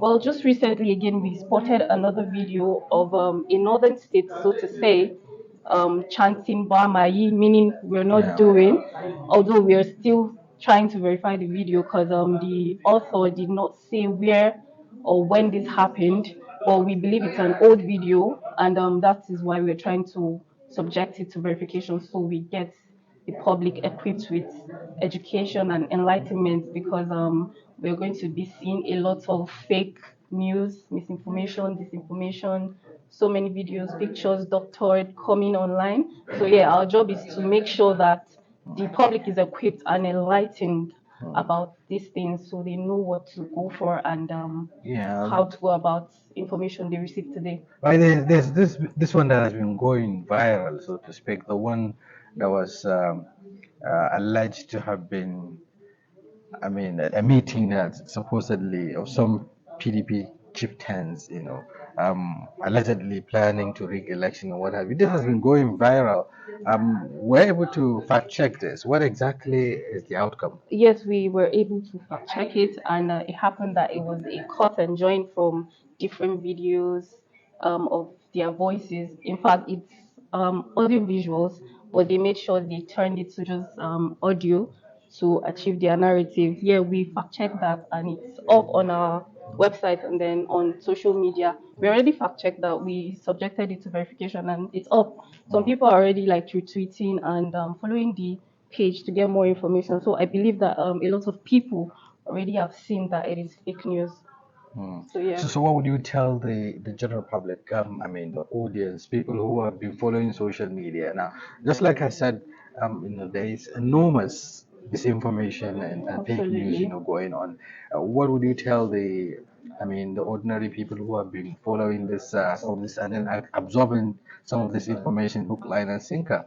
Well, I think the first thing to do is make sure that you're following credible sources, credible media organizations, so you get the right information, the verified information. And when you're confused about a certain information you receive, make sure to verify before resharing, because resharing it makes like fake news go around in society. And I think with social media, that share button is like the most dangerous thing, so to say, because if one person posts it, 100 people retweet it, 1,000 people might likely share. So yes, please, when you're not sure of any information you receive, please try to verify before you share. Thank you very much. Hi, thank you very much, Hajara Hussain, a fact checker with the Media Trust and, of course, the Center for Democracy and Development, partnering here to give Nigerians authentic and verified information. Thank you very much for your insight. Thank you so much. We'll keep you updated anyway. Right, okay. That has been Hajara Hussain giving us an update with regards to what they fact checked so far in terms of the volume of information going on in the social media. Just like she said, don't share what you don't know or what you don't verify. Always work hard, to verify information before sharing it or believing it. It's an era of a lot of misinformation, disinformation, and fake news. From the Center for Democracy and Development Election Analysis Center here at the Transcorp Hilton, Shafiu Suleiman, Trust TV News. All right, thank you so much, Shafiu Suleiman, for that update. We'll now head to Bauchi, where we have Adamu Imam standby for updates for us. Hello, Adamu. Good morning. Good morning, Adamu Imam. Can you just give us a brief of how the elections went in Bauchi and what's happening at the moment? Well, the election in Bauchi has concluded at this moment. And at the initial arrangement, it went well without any big hitches, unless the hitches from the beavers machine, which the intervention of the INEC officials, they were able to rectify. And the security beef up around most of the polling units that I visited. A lot of people have turned out, especially the women. So the election largely was regarded as a peaceful one. So can we conveniently say there are no any cause in terms of security situation, and the people have come out en masse. Okay, can we conveniently say that polls have been concluded in all parts of the state at the moment? Yeah, at the moment, the information we received that all the voting process and the sorting and counting has concluded the polling units. what now remains is the collections, that's the ward collection centers, where they're compiling some of the reports that are trooping in order to make it so easy for them to rectify all the issues that were raised during the balloting proper from the unit and the polling unit. Then at the end of the time to compile it, send it to the local government ward for the formal collection and the proper arrangement for the announcement of the result, especially the arrest. Oh, okay. What about the transmission of results? Were there issues with transmitting the results via the beavers? What we saw yesterday night, it was the transmission from the beavers usually hooked around, that is before they fish everything there. But we asked them, then how are they going to do it? Because if the transmission could not happen with the system, they usually told us they write it down on the paper. That is, they have forms with them so that to transfer the results in paper. Then at the same time, simultaneously, they are sending through the leaders. But at the end of the time, they told us if the machine did not work, they have no option rather than to take it to the collection center. They are together with the one they transfer in the paper. All right. Thank you very much, Adamu. We would continue to come back to you in the course of the day to get updates around the collation and announcements of results from Bauchi State. Do you have a nice day? All right, thank you. All right, our correspondent there from Bauchi State, Adamu Imam, with some updates for us. We will continue to take more updates across the country and from our reporters who are on the field as to what transpired at the polls yesterday and what's the state of affairs as we speak. Now, we'll be also taking a look at other clips from the polls that we've had yesterday. So we'll take this short breather just to give you a feel of the sights and sounds.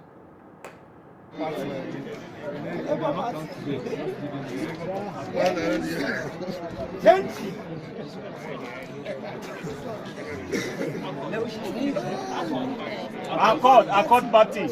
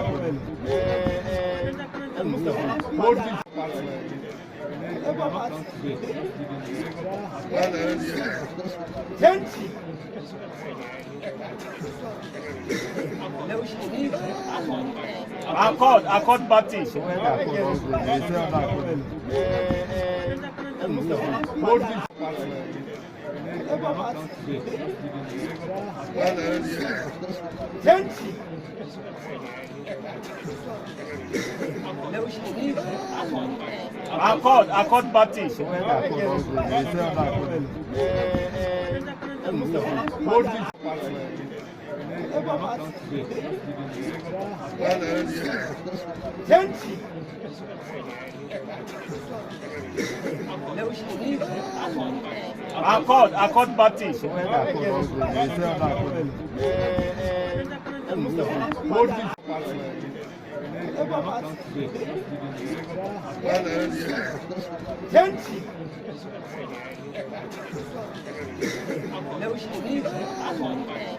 party. Accord party.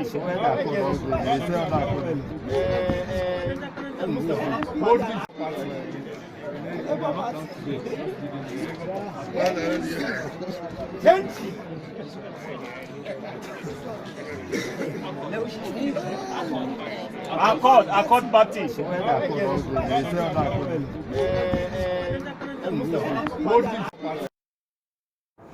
There you have sights and sounds from Gombe State, where collation, I would say counting of voting results or counting of ballots has happened, and we await for the overall outcome of the election from that axis. We have Ali Rabiu from Jigawa State, our reporter there, for an update on what's happening in the state at the moment. Hello, Ali. Hello, good morning, sir. Good morning, thank you. I believe you've been able to lay your head somehow, you've managed.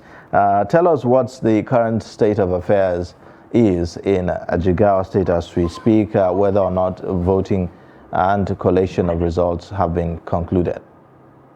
Yeah, the situation in Jigawa State with regards to voting system and the collation of results is that in many local governments now, they are collecting the results from various states, from various polling units.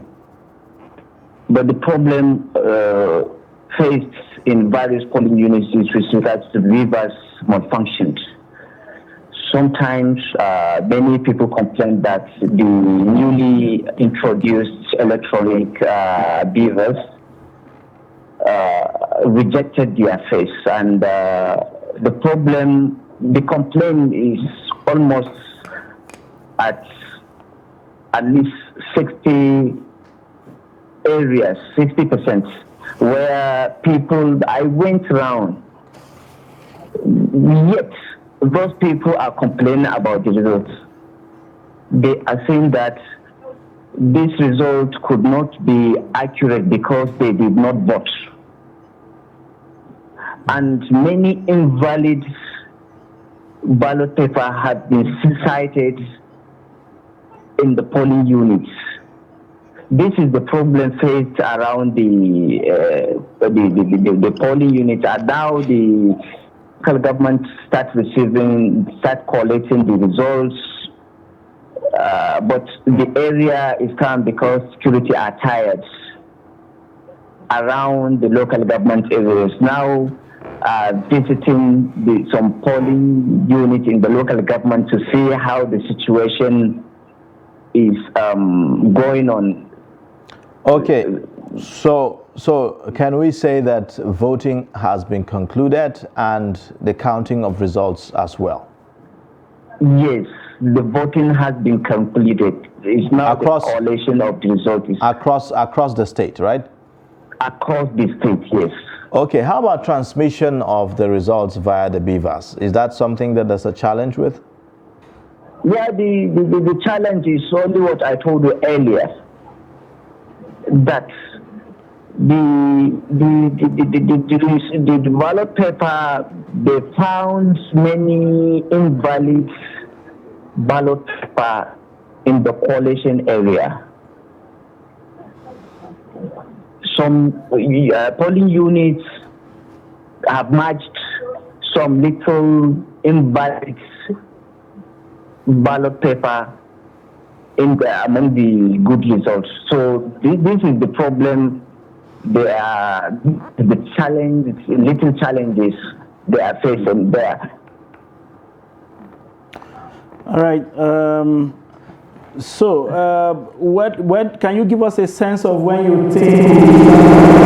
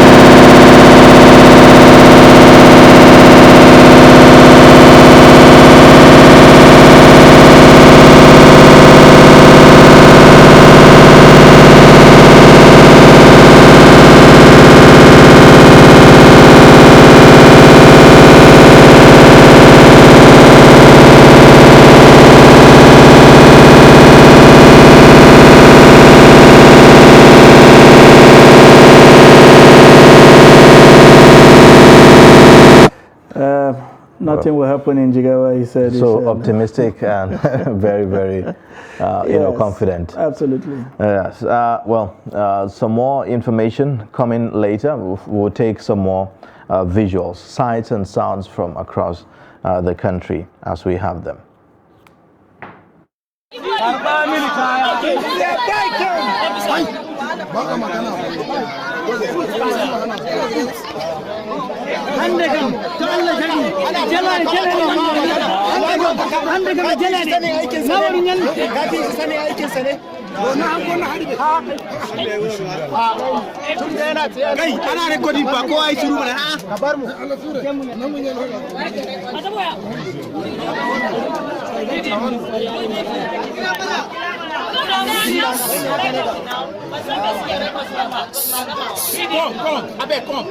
Come.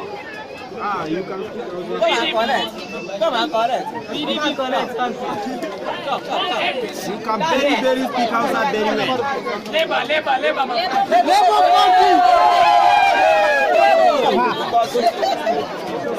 Labour Party. Hey, Oga, sit here. You talking your phone.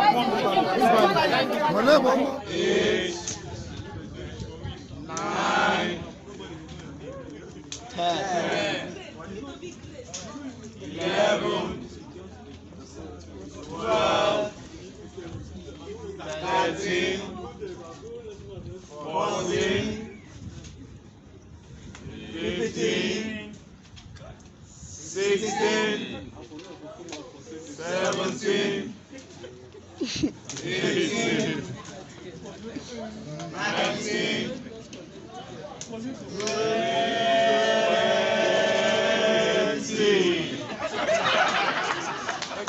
21, 22, 23, 24, 25, 26, 27, 28, 29, 31, 32, 33, 34, 35. Ẹgbẹ́ ẹlẹ́lífàǹtì ẹyọ kan ADC kí ni ìṣẹ̀lẹ̀ gbẹ̀yìn mi o ẹyọ kan wọn náà wà wọn láàrin náà SDP wọn láàrin náà wọn ẹ̀rọ ìtì bọ̀ ẹ̀sùn sẹ́yìn o tọ́fàn ok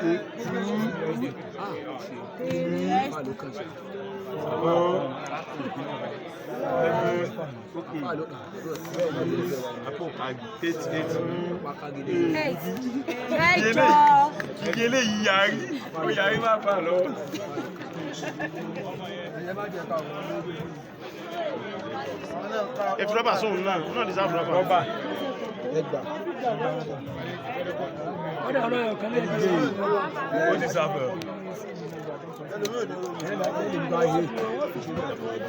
tí ń tẹ̀lé òye wà yóò jẹ́ ìrùkọ́nà ọ̀pọ̀lọpọ̀tọ̀ lukman oṣù kọ́ láàárọ̀ ẹgbẹ́ ẹgbẹ́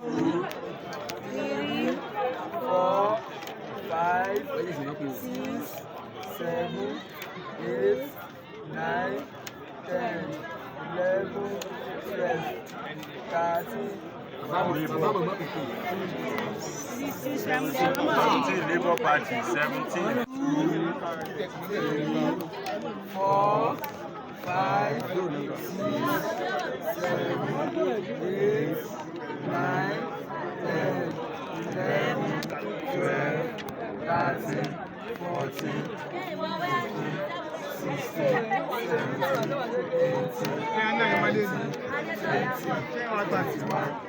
22, 23, 24, 25, 26, 27, 28, 29, 30, 31, 32, 33, 34, 35, 36, 37, 38, 39, 40, 41.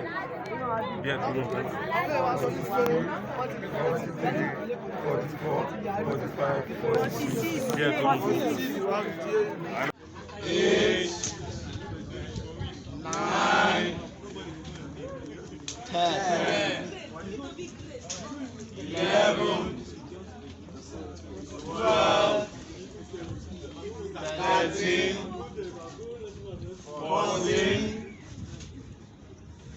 15, 16,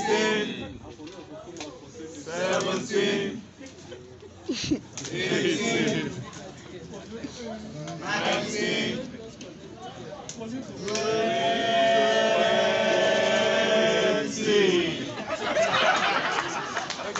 21, 22, 23, 24, 25, 26, 27, 28, 29, 31, 32, 33, 34, 35.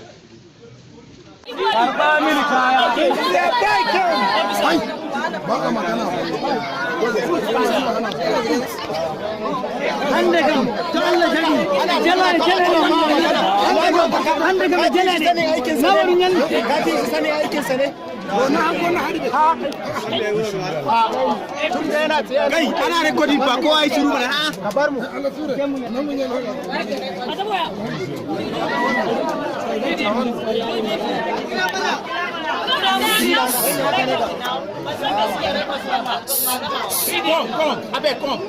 Come. Ah, you can come and collect. PDP collect something. You can very speak outside very well. Labour Party! Labour Party! Hey, Oga, sit here, you talking wrong.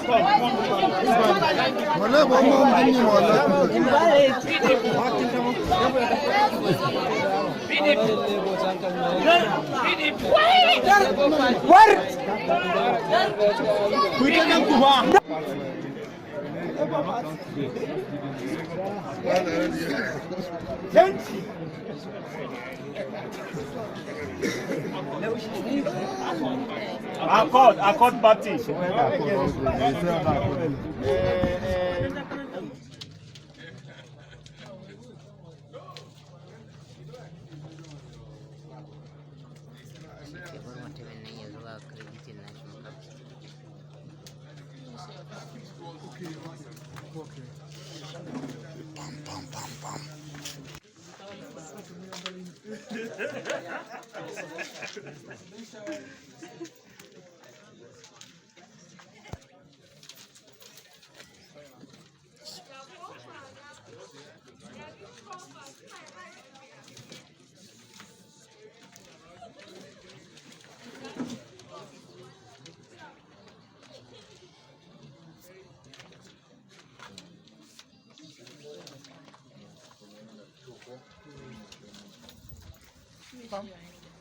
They're not in a good position. It's not supposed to. They're not supposed to come. I was asking, did you come up with?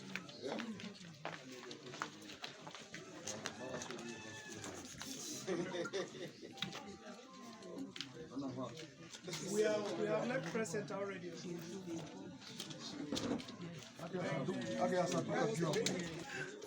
What's the green? Na zaka ya haje shi ma gefe.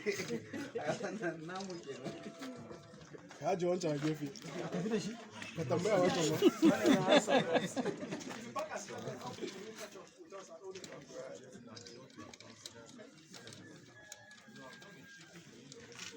Oh, to God be the glory. Amen. Amen.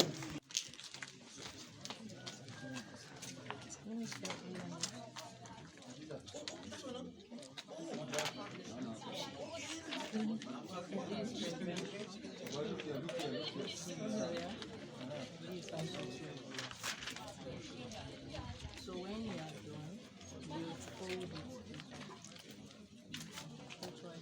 Just fold it.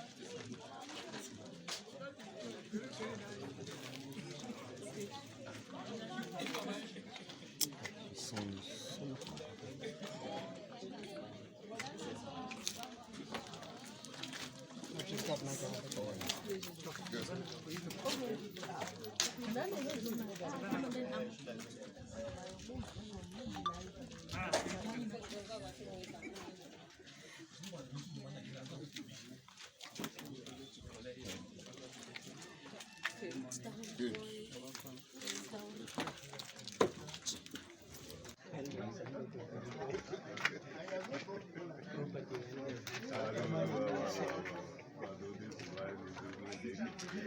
People that are created with 84.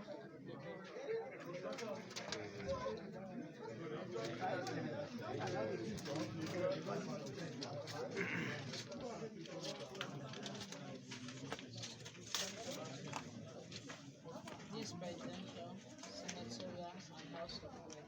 So once you are done, fold it this way.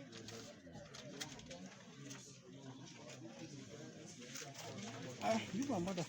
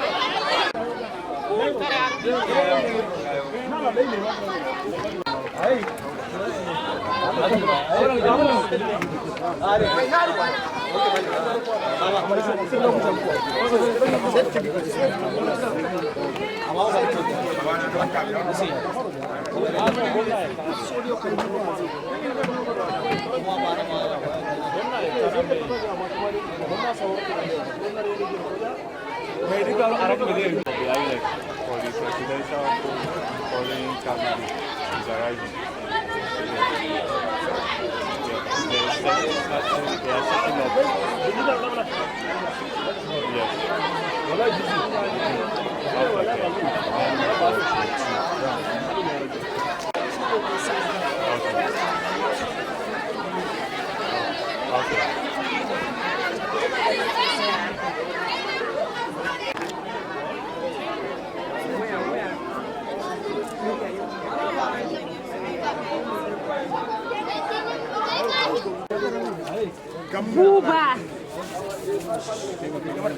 Buba ban san direba ba direban NTA ne.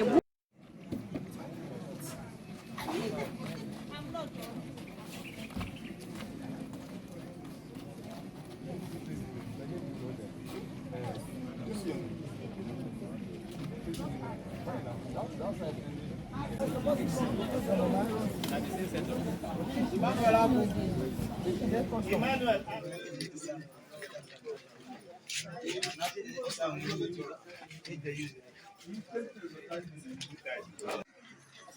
8,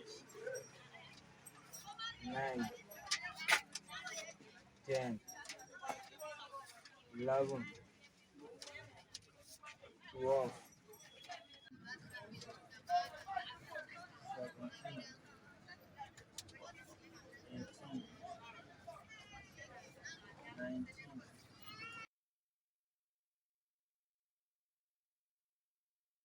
Just going to be recording. And the funny thing is that the results that they are bringing from this, kò tiẹ̀ sí wọ́n fi lélẹ̀ ìgbà tá a ti kúrò ń bẹ̀. Iṣẹ́ tó ń ṣe yẹn ìdí iṣẹ́ yẹn. Ṣèṣe ká sọ pé ẹ̀ló ṣe bá ní pé ọkọ kò mú lọ sí kó lọ mú. Rivers, yes. Why are you talking like this now? Ẹgbọ́n nǹkan tó ń sọ, he's actually telling you facts. When that we were searching for you, you went into hiding. Now, and wo gbogbo àwọn Tipex don Tipex everywhere kò lọ no it's the truth kò lọ. Yes, the thing he's doing is wrong because we are seeing the results here and not the results we had at the polling units, and he needs to stop what he's doing because he's now entering everything into the master sheet from the beavers. Yes. Gbogbo nǹkan tẹ̀ ń ṣe yìí sí ó ti wà invalid already. Now lórí beavers and then gbogbo result tó enter sí láti bàtà ká tó wá síbi àti ṣe now. Just 2 units láti ṣe ń gbà yẹn. Yes, then wọ́n wá missing gbogbo result tó enter bí it's not what happened at the polling units. Kò lọ ẹja tiẹ̀ ṣe báyìí ẹja lo beavers. Ẹja lo beavers. Ẹ máa gbọ́. No, but it's the truth. Òótọ́ ló ń sọ because wọ́n ti change results. Ẹ wò ó náà wọ́n ti change results. Gbogbo ẹ̀ àti wò pé gbogbo kíní yìí sè irọ́ ni. Gbogbo ẹ̀ irọ́ ni. Yes, we do. Bring it out and compare it with what is on the ground. It doesn't matter. The beavers has the results. Let's go and get the beavers. Bẹ́ẹ̀ni nǹkan tó ṣe é sì kò lọ. What he's doing now is not correct. He's entering manual results and it's not what we did at the polling units. Let him stop first. They are entering manual results and it's not what we did at the polling units. And he's entering it into the master sheets. And he's doing it from look at all the Tipex that are in C. And they expect us to keep quiet about it. We told him to get the beavers machine. Let's start entering from the beavers, which is what we started doing from the other polling units. He says no. But look at all the Tipex we are seeing everywhere. And the results they are entering is no longer what happened. Yes. We don't have them. This one disappeared for so long. Now he came and the results have changed.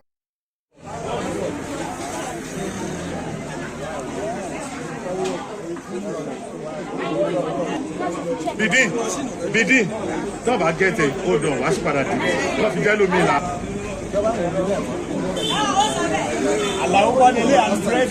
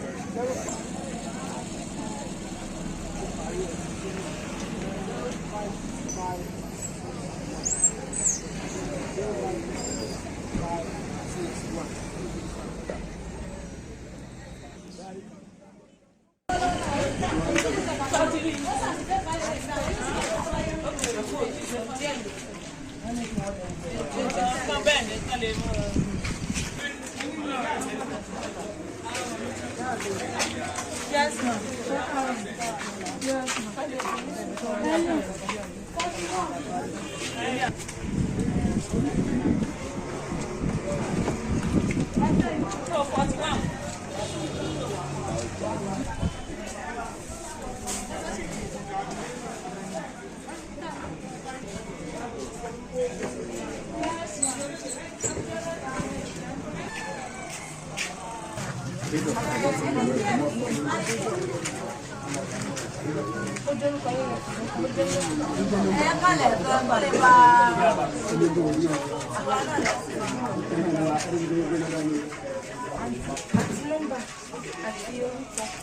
Welcome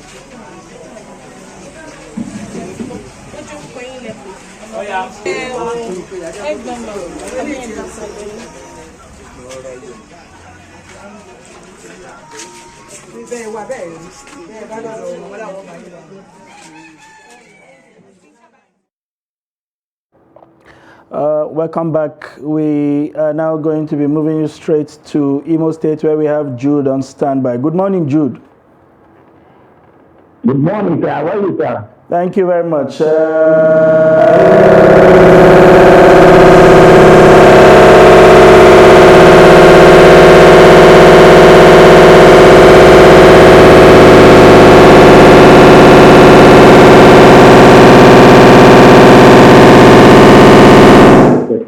was no violence anywhere, except that people were afraid to come out in some polling statements. For example, in all the area, the flash points of the crisis, and many people did not come out, and they went in the message place. In Okigwe, where there are killings recently, people did not come out to vote. In Okigwe, people did not come out to vote. In Njaba area, the stakeholders had had an agreement to conduct the elections in Menata, the headquarters of the local government. But the agreement flopped because there were fears that some people may only allow their supporters to go and vote, and that may bring violence. So there was the agreement, last-minute agreement to cancel the exercise. In all, there was rain in the evening that disrupted the polls in some areas. The people still defied the rain and voted. And they were there until the last minute, and the votes were counted. So right now, they are still on collation process, and we are going to hear from INEC when we are going to assemble at the INEC headquarters for the final collation.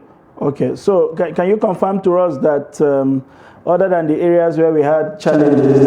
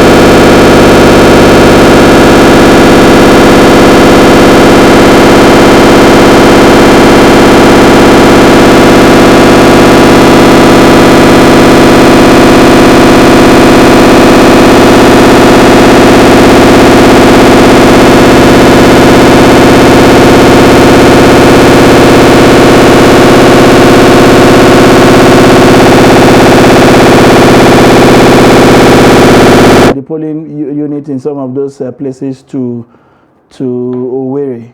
Did you follow up with that, and how did the voting?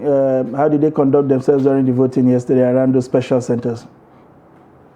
Well, right now we don't have any information from INEC whether they migrate those people to other areas. As I told you earlier, there was an agreement to migrate people from Njaba to Nenasa, being the headquarters of the local government. But I don't think they completed the arrangement because of the agreement between the stakeholders. There were fears that some people may hijack the process by allowing only their supposed supporters to enter, and that may breed violence. So the stakeholders at the last minute said it will not be a better option. So maybe INEC will now call for first election in areas. We don't know for now. Okay, Jude, thank you very much for this important update from Imo State. We will be coming back to you later in the day to get more update as the announcements of the results begin. Do have a lovely day ahead. Thank you. And please be safe. Thank you very much. That was Jude from Imo State. Imo State had come under intense tension because of the series of attacks from some people like to call them unknown gunmen. Yes, and I mean, we could see even leading up to the 2023 general elections, Imo State had the highest number of attacks on INEC offices.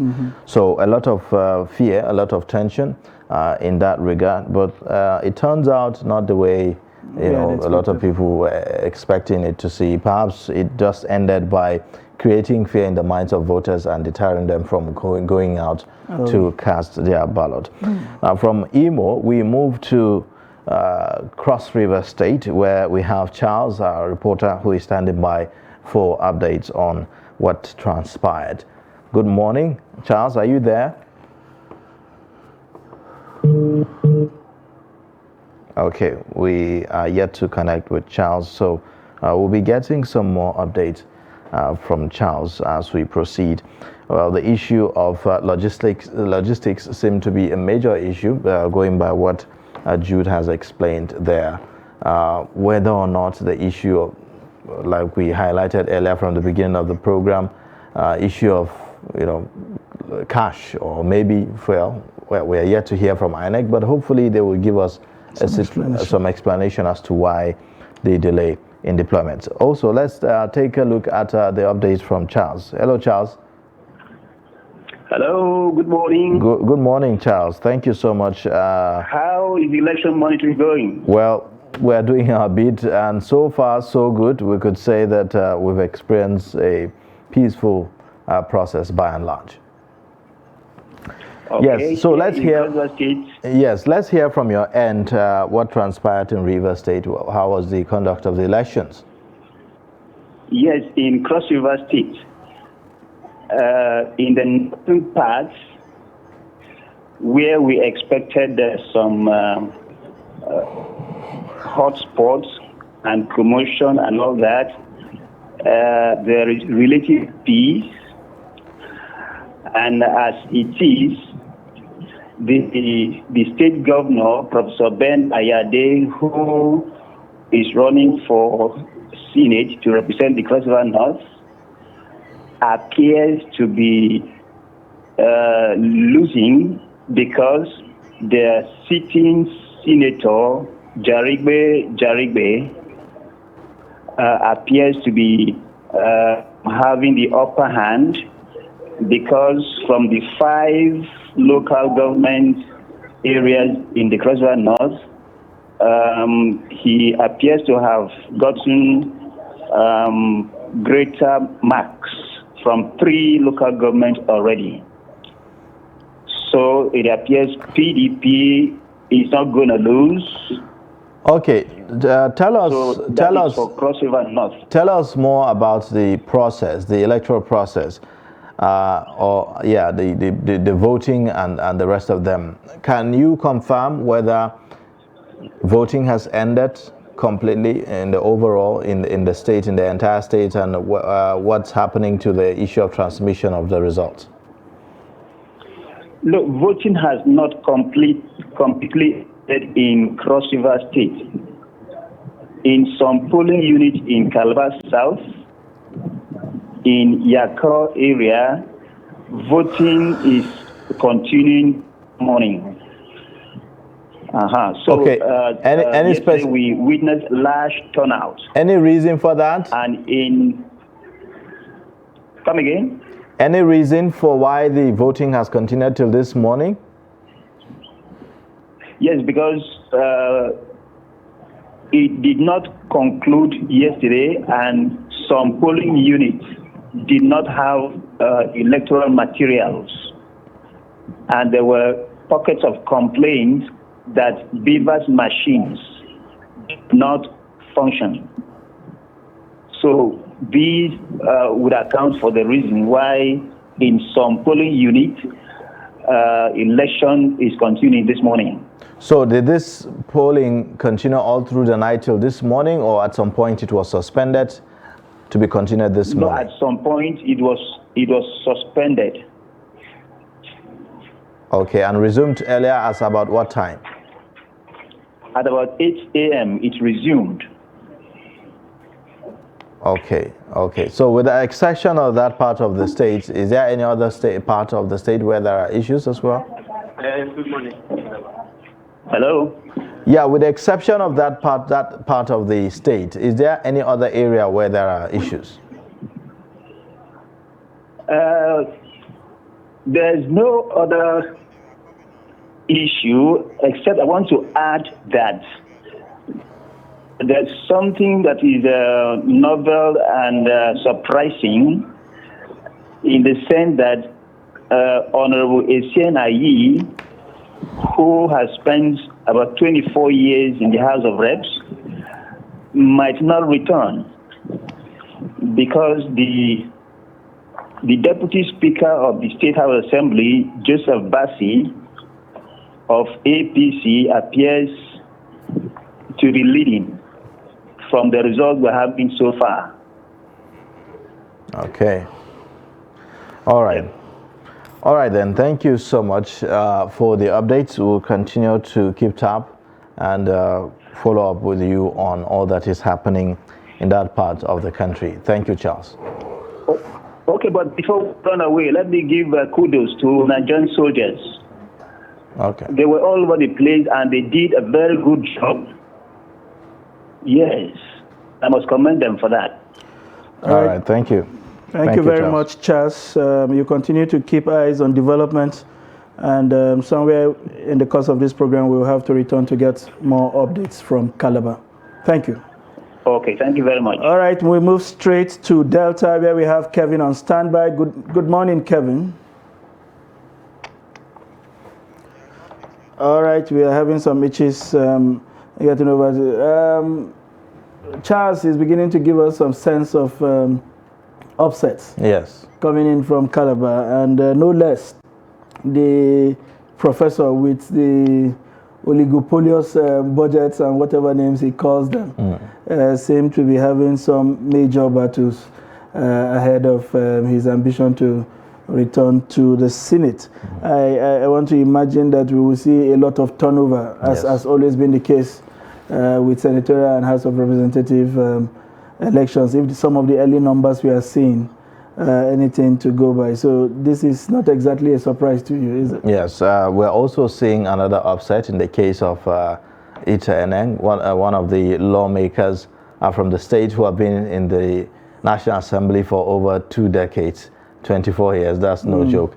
You know, that's practically since the return of democracy in the Fourth Republic in 1999. So we are hearing that there's every likelihood that he may not be returning, you know, and all that, going by the results that have been released so far. So a lot of offsets are expected in the polls. We'll continue to follow and watch what comes out in all the parts of the country, really.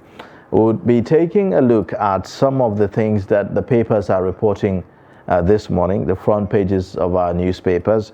You know, very interesting sites that, or reports, I would say, that have been reported by the papers, just to give us a sense of what's happening, you know, in the country generally as regards the outcome. So we'll take the short breather and then do that later.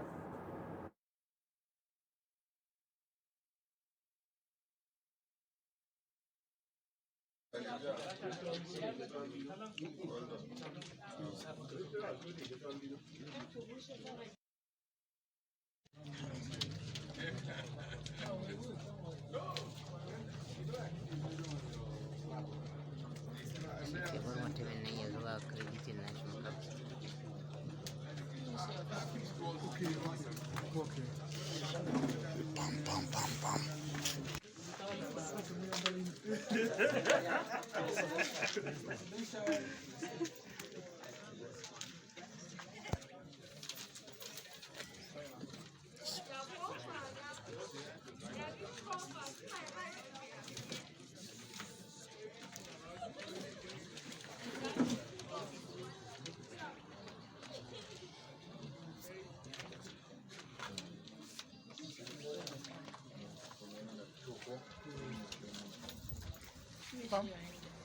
They're not in a good position. That's They're not supposed to come. I was asking, did you come up with?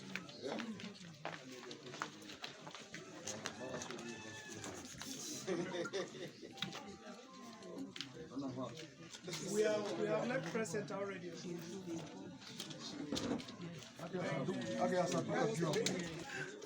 What's the green? Like I had you show my gift. How do you want to give it? But I'm very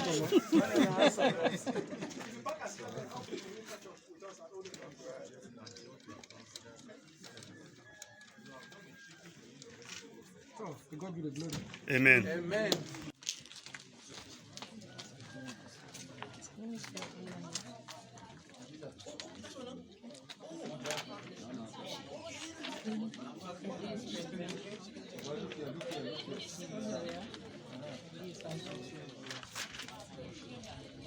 So when you are done, you fold it.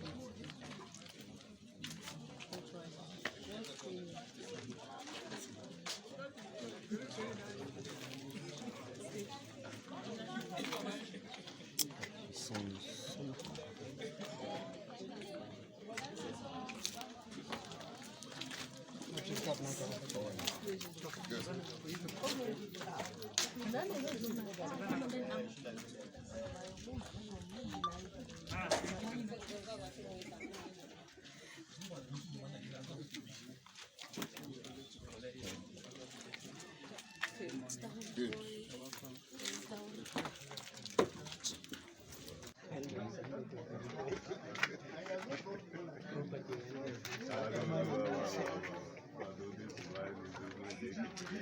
People that are related with 84.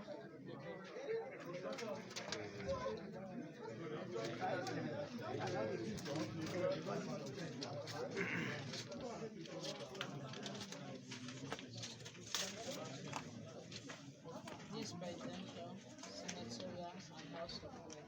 So when you are done, fold it this way.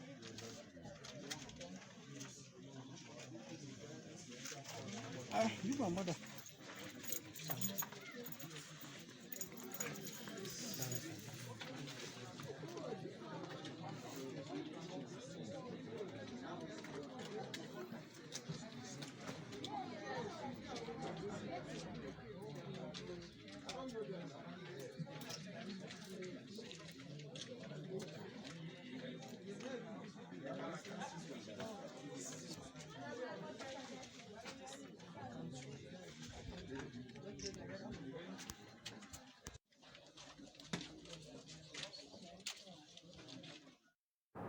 All right, thank you for staying. You're watching the live coverage of the 2023 Presidential and National Assembly elections right here on Trust TV. We are taking feedback and updates from the field as to what transpired at the polls yesterday, and we've been getting calls from across the country from our reporters and from even some of our viewers. We'll now move to Delta State, where we have Kelvin on standby to give us an update from that part of the country. Good morning, Kelvin. Good morning, sir. Yes, thank you so much for your time. Tell us about what's happening in Delta State at the moment. Can we say that voting is over? Yeah, no, voting is not over. What's the situation? In some units, but what's the situation there? Voting is over in. Okay, the situation here is this. Voting has ended in the 25 local government area of the state, but voting has not ended in all units. Okay. Especially those in Warri, the unit in Warri. Voting had to commence this morning. Okay. So what is going on? Just brief. Kevin, Hello, can you hear me? Yes, please go ahead. Yes, the INEC just briefed us now that voting will commence this morning for those who were unable to vote yesterday. Today they should go and cast their votes. Does that have anything to do with the late arrivals of officials and materials for the elections? Yes, INEC this morning at the INEC headquarters here. So some of their officials were unable to arrive at their polling units early yesterday, and that today they will go there and continue. So what's the modality for that? I mean, people turn out for the election, for the voting, isn't it? Yeah, people turn out yesterday in mass, and today they are ready to cast their vote. Because yesterday there were some peaceful protests yesterday.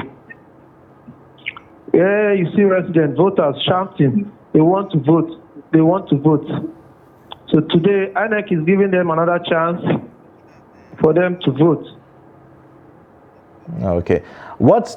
Can you give us an estimate of the number of units where we have this situation? Yeah, we only have few units. According to INEC, they are yet to give us the exact numbers. But from what I've gotten is the Radio Road DBS unit in the Igbudu Ward 9, Unit 5, and that of Agbasa and Kavajina, Abowen Ward. These are under Warri South local government areas. Okay. All right. So, but how about the other places where voting has been concluded? Have the results been transferred? No, the results are yet to come in. Okay. All right. So, please keep watching for us. We would call you later for more updates on the situation there in Delta State. Thank you very much. All right. All right. Well, interesting feedback we are getting. It appears that we have more of the voting and collation of results happening in the northern part of the country, while we have more of the polling units still having their elections in the southern part of the country. That's right. We must appreciate that the country is a very large terrain, and some terrains are extremely difficult to reach. Especially the riverine areas. Yes, and so when you have logistic challenges, you can begin to imagine what it will become for those kind of areas. But Warri is not exactly one of those, but it happens to be one area where INEC has said votings will go on today, alongside the communities in Bayelsa.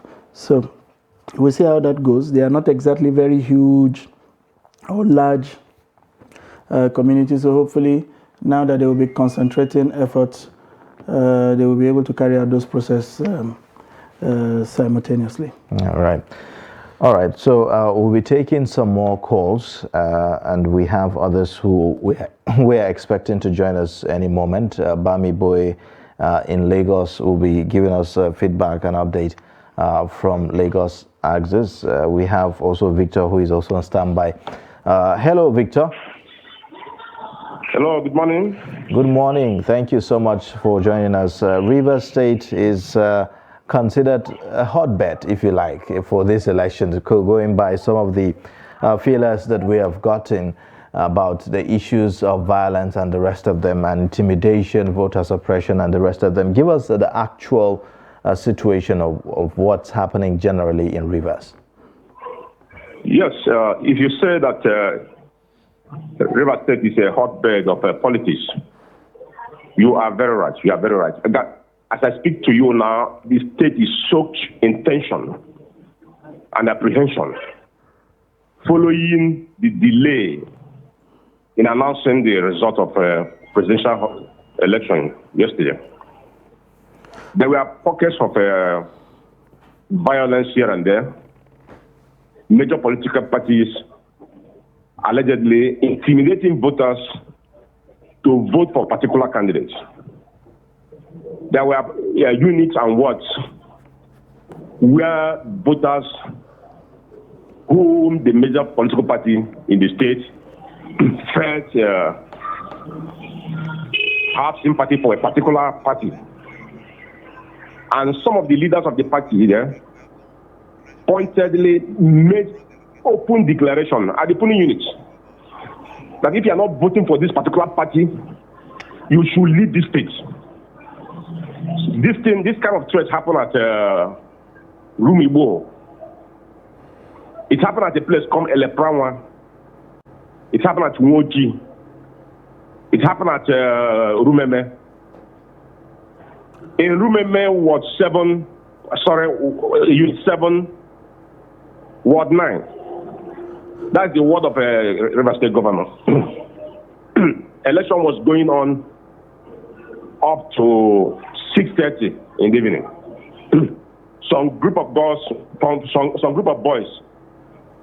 clad on black and black, they came and hijacked the electoral materials and directed everybody. At that point, there were about over 100 persons who had queued up to vote, and those people have not voted. And they asked them that all of them should come to the council, local government council, local government council, to continue the voting because night had come. So that was how the whole people were dispersed there. They hijacked the material. Some journalists traced them to the council. And when some journalists got there, they asked them to go to INEC. And that was how that particular unit ended up. Till now, the result has not been announced. So generally in the state, there's tension, there's apprehension there. Because the results have to be announced. INEC, many of the polling units, INEC were only uploading results of National Assembly.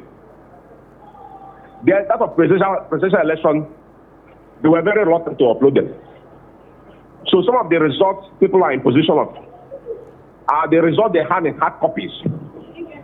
Because after collecting the whole results at the polling units, there is a hard copy results, which some people are in possession of. So that's the decision on ground now. Okay, so does that then mean that voting has not been concluded in Rivers State? Yes, I can say because like in that unit 7 Ward 9, they had about over 100 persons queuing up to continue voting now. But some people hijacked the electoral material and took the material. That place was inconclusive now. How about other parts of the state? Yes, there's a place called Nwoji. In Nwoji, voting was going on up to 7 o'clock. You mean 7 a.m. or 7 p.m.? 7 p.m. last night at Nwoji. Voting was going on up to 7 p.m. And you had over 200 persons who are not cast their vote. So, Victor, has there been any word from the INEC resident electoral commissioner in Rivers? Yes, when the issue of what happened at Unit 7 Ward 9 was raised, the INEC state chairman said that it was yet to be briefed about the incident, that they will investigate and find out what happened. That was the only statement that came from him yesterday. Did he indicate when he is expecting to give that brief? No, he didn't say so. How would you describe the security situation in Port Harcourt yesterday in the face of all of these reports that you had given us this morning? Okay, security situation yesterday was relatively calm because of a heavy presence of a military. Yeah, there were heavy presence of soldiers, police, and the other security agencies who took stand in strategic areas. So because of the presence of security agents, the security situation in the state yesterday was calm, was relatively calm. Yeah. Okay, what can you tell us about the collation of results in of the other parts of the state that have been concluded? Well, I don't have a definite information on that, because as of yesterday by 6:30, all the results from 3 units were being moved to the rack centers. So at the rack center, the results were not uploaded as of 10 o'clock last night. Oh, okay. All right. Thank you so much, Victor Edoze, for the updates from Rivers State. Please stay safe and continue to bring us all the updates and information that we need at this hour. All right. A lot of people are watching. Okay. A lot of people are watching Rivers to see what happens there. You know, there are key states that are, states to watch in this election. Rivers, in this case, Lagos, Kogi, have been the what appears to be the areas that have shown up prominently for different kind of violence, if you like, practices that are not conventional with democratic process. We hope, just as we are here talking about it, that the INEC chairman and his team are listening, and by the time the collation room is open, they should be able to give us some very definite statements on what would happen to some of those places where we have seen deliberate attempt at tampering with what is supposed to be a very smooth process. Yeah. We understand that we now have reports from the Monday market fire incident that started at 2 a.m. this morning in Maiduguri. We had earlier brought you reports on the development. We now have a bit more information around that incident that I would like to bring to your stables. Please stay with us.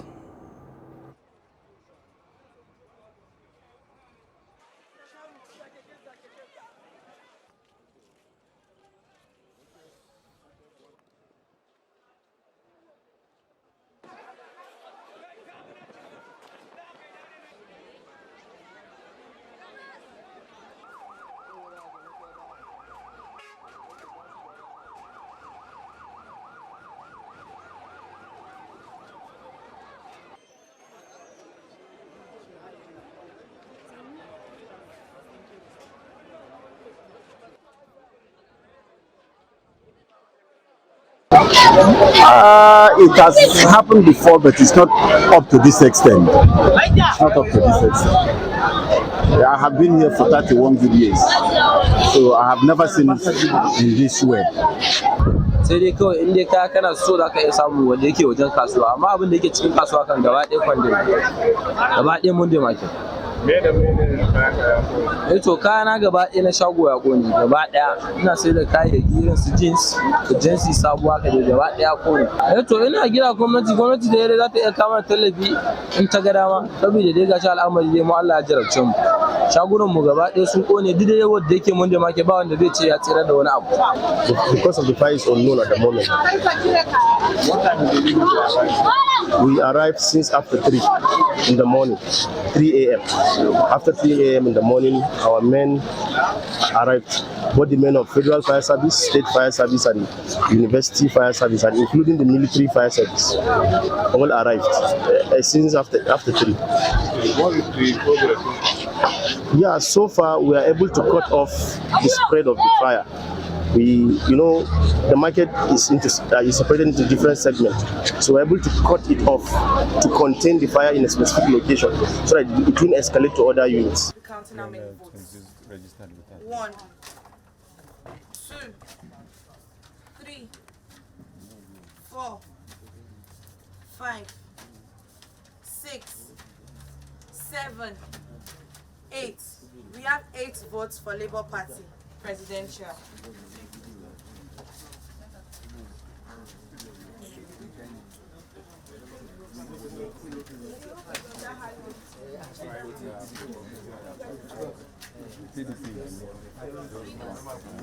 No PDP. No PDP. Count for YPP. They have 1 vote. Presidential YPP 1 vote.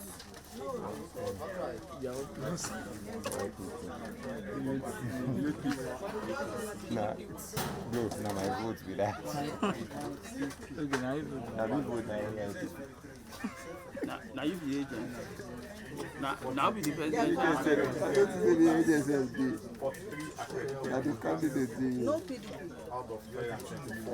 PDP 1 vote. PDP presidential 1 vote. 334 and 334. House of Rep. 1, 2, 3, 4, 5, 6, 7, 8, 9, 10, 11, 12, 13, 14, 15, 16, 17, 18, 19, 20, 21, 22, 23, 24, 25, 26, 27, 28, 29, 30, 31. APC House of Reps, 31 votes.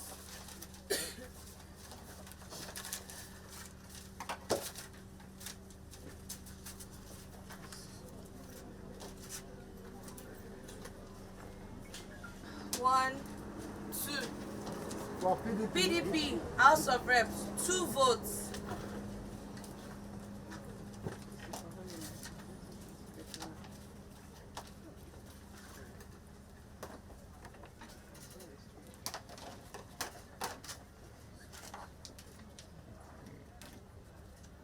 See. 1, 2, 3, 4, 5, 6, 7, 8, 9. Labour Party 9 votes. House of Reps. House of Representatives 1 vote. SDP. No YPP. 1, 3, 4, 5, 6, 7, 8, 9, 10, 11, 12, 13, 14, 15, 16,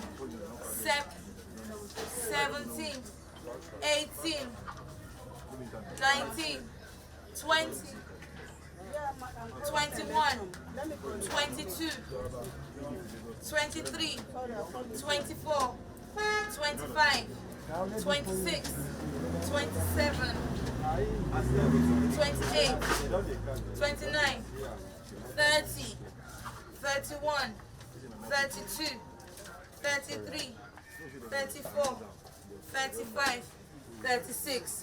36 votes APC, senatorial election. election. 1, 2, 3, 4. 4 votes. PDP senatorial election.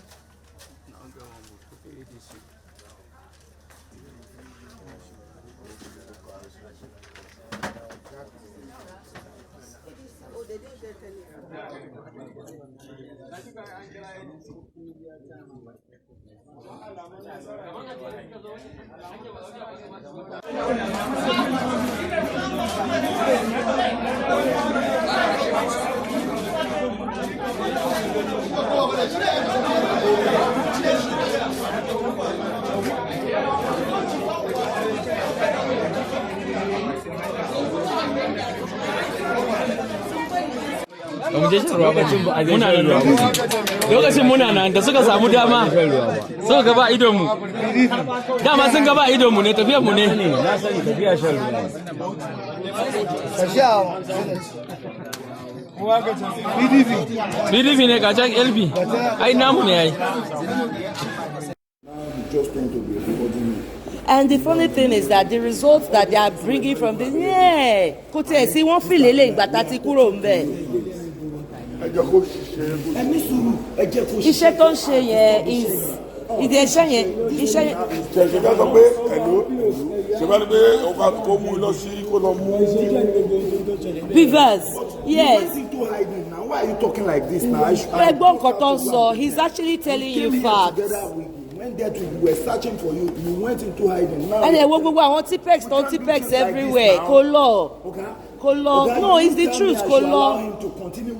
Yes, the thing he's doing is wrong because we are seeing the results here and not the results we had at the polling units. And he needs to stop what he's doing because he's now entering everything into the master sheet from the Beavers. Yes. Gbogbo nǹkan tẹ̀ ṣe yìí sí ó ti wà invalid already. Now lórí Beavers and then gbogbo result tó enter sí láti gbàtà ká tó wá síbi àti ṣe now. Just 2 units láti ṣe ń gbà yẹn. Yes, then wọ́n wá missing gbogbo result tó enter bí it's not what happened at the polling units. Kò lọ ẹjẹ́ àti ẹ̀ṣẹ̀ báyìí ẹjẹ́ á lo Beavers. Yeah, ẹjẹ́ á lo Beavers. ẹ máa gbọ́. No, what is the truth? Òótọ́ ló ń sọ because wọ́n ti change results. Ẹ wò ó náà wọ́n ti change results. Gbogbo ẹ̀ àti wò pé gbogbo kíní yìí sì irọ́ ni. Gbogbo ẹ̀ irọ́ ni. Yes, we do. Bring it out and compare it with what is on the ground. It doesn't matter. The Beavers has the results. Let's go and get the Beavers. Bẹ́ẹ̀ni nǹkan tó ṣe é sì kò lọ. Nǹkan tó ṣe é sì kò lọ. What he's doing now is not correct. He's entering manual results and it's not what we did at the polling units. Let him stop first. They are entering manual results and it's not what we did at the polling units. And he's entering it into the master sheets. And he's doing it from look at all the Tipex that are in see. And they expect us to keep quiet about it. We told him to get the Beavers machine. Let's start entering from the Beavers, which is what we started doing from the other polling units. He says no. But look at all the Tipex we are seeing everywhere. And the results they are entering is no longer what's happening. Yes. We don't have them. This man disappeared for so long. Now he came and the results have changed.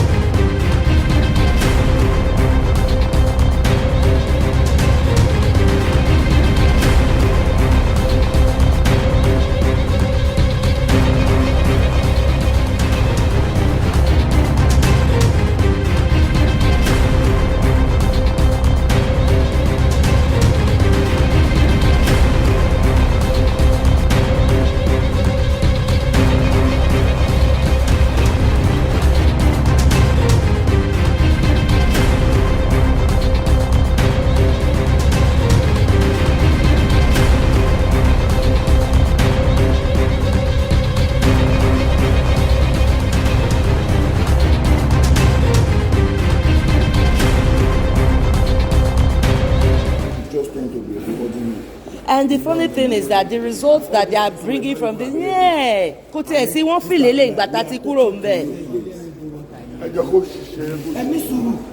Iṣẹ́ tó ń ṣe yẹn ìdí iṣẹ́ yẹn. ṣèṣèká sọ pé ẹ̀ló ṣe bá ní pé kó mú lọ sí kó lọ mú. Beavers, yes. Why are you talking like this now? Ẹ̀gbọ́n nǹkan tó ń sọ, he's actually telling you facts. When we were searching for you, you went into hiding. Now. And wo gbogbo àwọn Tipex everywhere. Kò lọ. No, it's the truth. Kò lọ. Yes, the thing he's doing is wrong because we are seeing the results here and not the results we had at the polling units. And he needs to stop what he's doing because he's now entering everything into the master sheet from the Beavers. Yes. Gbogbo nǹkan tẹ̀ ń ṣe yìí sí ó ti wà invalid already. Now lórí Beavers and then gbogbo result tó enter sí láti gbàtà ká tó wá síbi àti ṣe now. Just 2 units láti ṣe ń gbà yẹn. Yes, then wọ́n wá missing gbogbo result tó enter bí it's not what happened at the polling units. Kò lọ ẹja tiẹ̀ ṣe báyìí ẹja lo Beavers. Ẹja lo Beavers. ẹ máa gbọ́. No, but it's the truth. Òótọ́ ló ń sọ because wọ́n ti change results. Ẹ wò ó náà. All right, thank you for staying with us. This is Trust TV's coverage of the 2023 Presidential and National Assembly elections, and we've been taking a look at appraisals from the field as to what transpired at the polling unit from yesterday up till this moment from across the country, feelers from our reporters as well as viewers across the country. We will be taking some more perspectives and analysis of all that has happened as we see it at the moment. We have Emmanuel Njoku, who is an observer and public affairs analyst, who will be giving us perspectives and insights from what he has seen in the polls till this moment. Hello, Emmanuel. Yes, hello. Good morning. Thank you so much for joining us for this live coverage. You are on the field.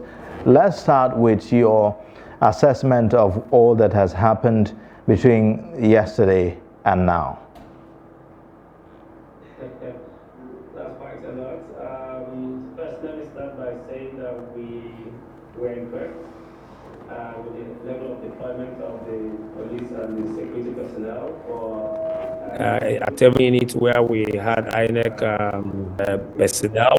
We saw at least 4 police personnel there. And we also commend the security personnel that were mounted on the roads across the country. They were also civil to the best of our knowledge. Now, coming to the election and INEC proper, I must express our disappointment. Can do better, especially as regard the deployment and opening of polls across the country, as you may have noticed. And we are aware of 20,000 observers who have been sent across to our situation room and realize that over 60% or 65% of the units started after clock. In fact, many of them started as late as 3 p.m.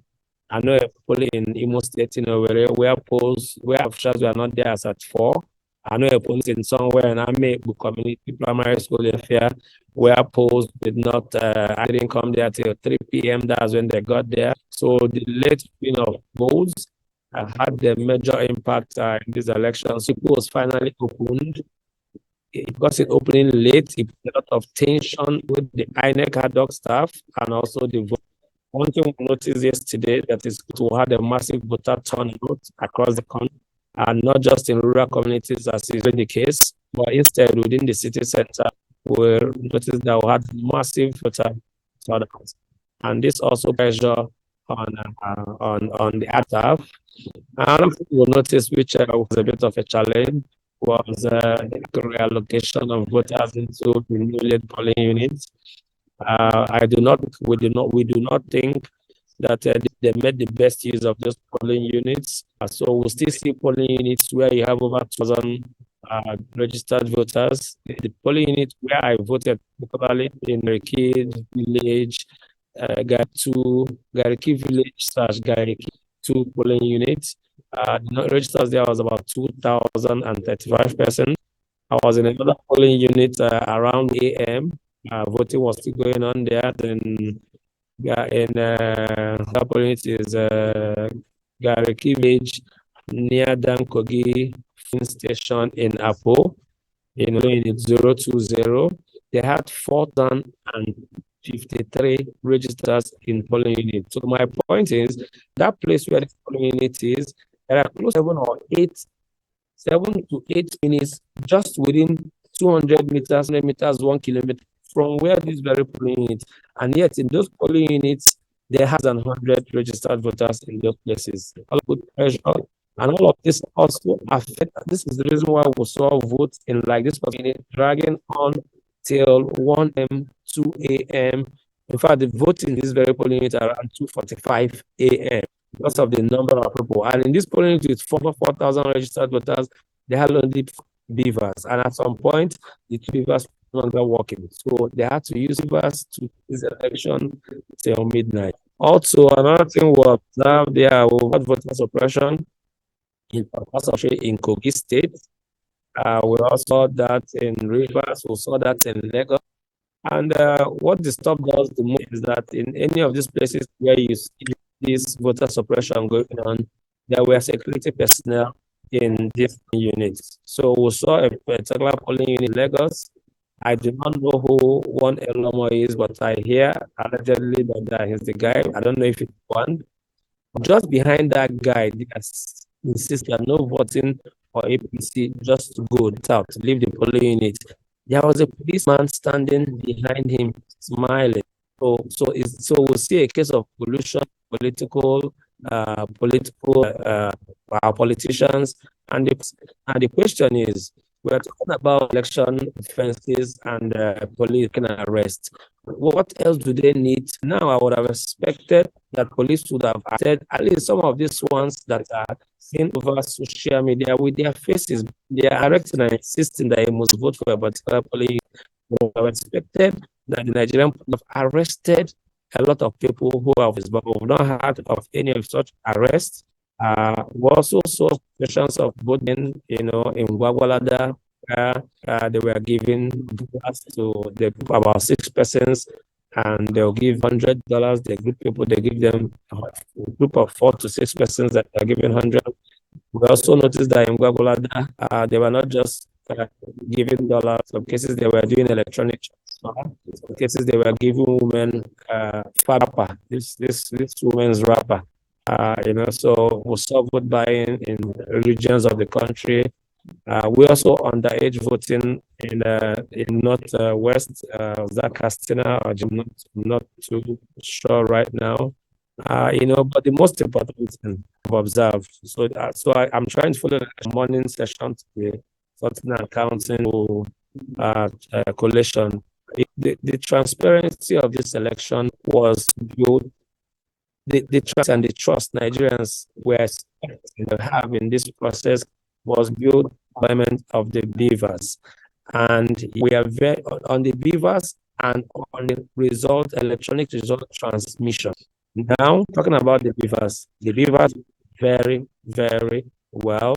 Around time of accreditation for one that reduced in the past, we saw 3 minutes, but in this election, it happened just about a minute, and everybody gets accredited.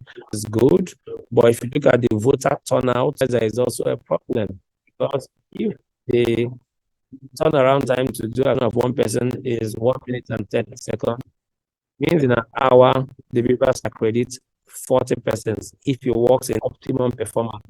So within the voting of 6 hours in a scheduled for elections, it means that the beavers can only accredit just about 240 persons. And this is why we saw tension in those polling huge numbers.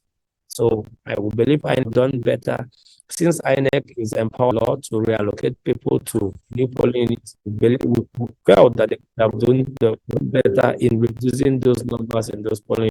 And the beavers did very well in this regard.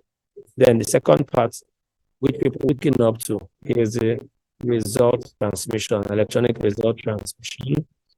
If you look back at what happened in Ekiti State governorship election and the Osun State governorship, which I observed I was in those states on the election by 10 o'clock on the INEC result portal already collated % of the results from polling in the states. Yesterday at 11 o'clock, there was no sales on the INEC result portal. As you now, INEC just had about 20,000 results across 176,600 in Nigeria, and we are just recording 25,000. So they are trickling in from some areas across the country. It's disturbing. We believe that technology was supposed to make things better and make this whole process faster and be able to partisans and all electoral stake along in the result management and handling.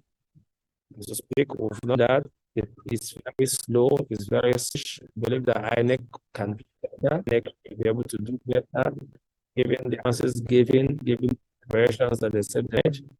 But we are still observing, watching, where election is still up to all the places where they didn't happen. We do not know particularly why election in these places, but from reports we had from some of our people who were racks, who understand that we're having challenges of the EOs trying to cash available to the person who was supposed to transport the AUL to the police and just after 20 minutes. We are told lokacin muna nan da suka samu dama suka gaba idonmu dama sun gaba idonmu ne tafiyar mu ne. Okay, yes. So you've touched on quite a lot, really, and I wanted you to just give us that background so that we have a sense of what really is going on right now. Do you think that perhaps the deployment of technology in this process is probably overrated?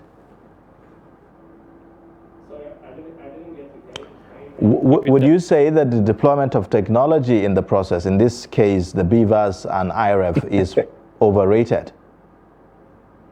No, the BVAS wasn't overrated. The BVAS very well, and the BVAS is, BVAS is one that we believe has come ghost buying. We believe the BVAS saved the issue of more thumb printing. People are not in the polling units and they're not popping up with the results. With the BVAS, in as much as any politician wants to be extreme measures to be able to manipulate the results, he cannot manipulate the results with the number of people who were accredited. Okay, so that being said, but as regards the result portal, we saw it shown and in Ekiti State. Clearly, it's given disappointing at this time. Okay. So that being said, now, is there any official communication from INEC or any explanation as to all that we have seen now? So that's the thing, in this whole process, in this election, INEC has been, you will agree with me, has been very responsive, and very responsible. Syrians at the least, spread of fake news, you will always see INEC come to this, that, and give us the truth things. But this thing happened for a lot of Nigerians who are not able to log on to the IZOT portal, particularly throughout yesterday. We are not able to log in till 10:11. And to the best of my knowledge, from INEC, which in their usual, they are quick to respond. We would expect they would have responded at this time. We are also listening and waiting to when they will respond. But for now, I'm surprised, particularly that they have not responded. They own Nigerians and explain to why Nigerians are not seeing the odds. And it's important they explain it, because you know how it works. Some people in some regions, based on their usual and the level of information they have, they are already thinking that they are winning. And anything to the contrary, they suspect mischief and think that will rig the process. If INEC does not to say this is the position of things. So you allow people to start spreading fake news and cause tension, and which can cause unrest across the country. Njoku, you have given us a sense of how far we have come. If we have seen results from 25,000 polling units, it appears we have another 151,000 polling units to go. And that's really, really massive. If we have taken somewhere around 12 hours, 15 hours to get to 25,000, one is wondering how long it will take to get another 151,000. But I would like you to help our viewers with a sense of clarity around a number of things. We have seen videos making the rounds about how results at the collation center were tipexed, and they seem to be entering something different from what had been transmitted with the beavers. By the electoral, what then takes precedence? Would they recourse to what was captured by the beavers and discard the ones that have been tampered with, or they would have to ultimately discard both results, both the one on the beavers and the physical one? And then the tied to that question is the question viewers are asking around areas where there were disruptions and eventually a cancellation of the voting exercise. What happened to those people? Are we going to see a repeat of those runs, or those results or processes stand cancelled? Let me start from the second question. When INEC made their speech yesterday, when they said that the places where elections didn't hold, that elections will hold in those places today, I'm not sure the INEC are very clear as to some areas which started very late. And so there are situations where elections started very late, and it was when people on the queue had not yet finished voting, but because of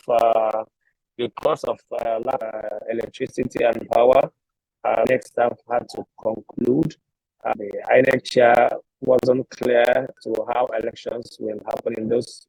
But one thing we know is that the people who got reports from, I can't remember that polling, but inside over that they didn't vote yesterday. Voting will start today. So our observers are already on it to look at least today in those units, hoping that elections will start very late today across those polling units. Your first one was, remind me? The fiscal results that were returned to the collation center and the beavers. Okay, so let's make it clear that INEC result manager based on guidelines says that at the end of the unit, the presiding officer is supposed to result electronically to the server. The collation of results manually and electronic. By manually, I mean that the result, which the polling result, will still be brought physically to the collation center, where they will now look at the figures in the result to ensure they tally with on the beavers before they now impute it EC8B.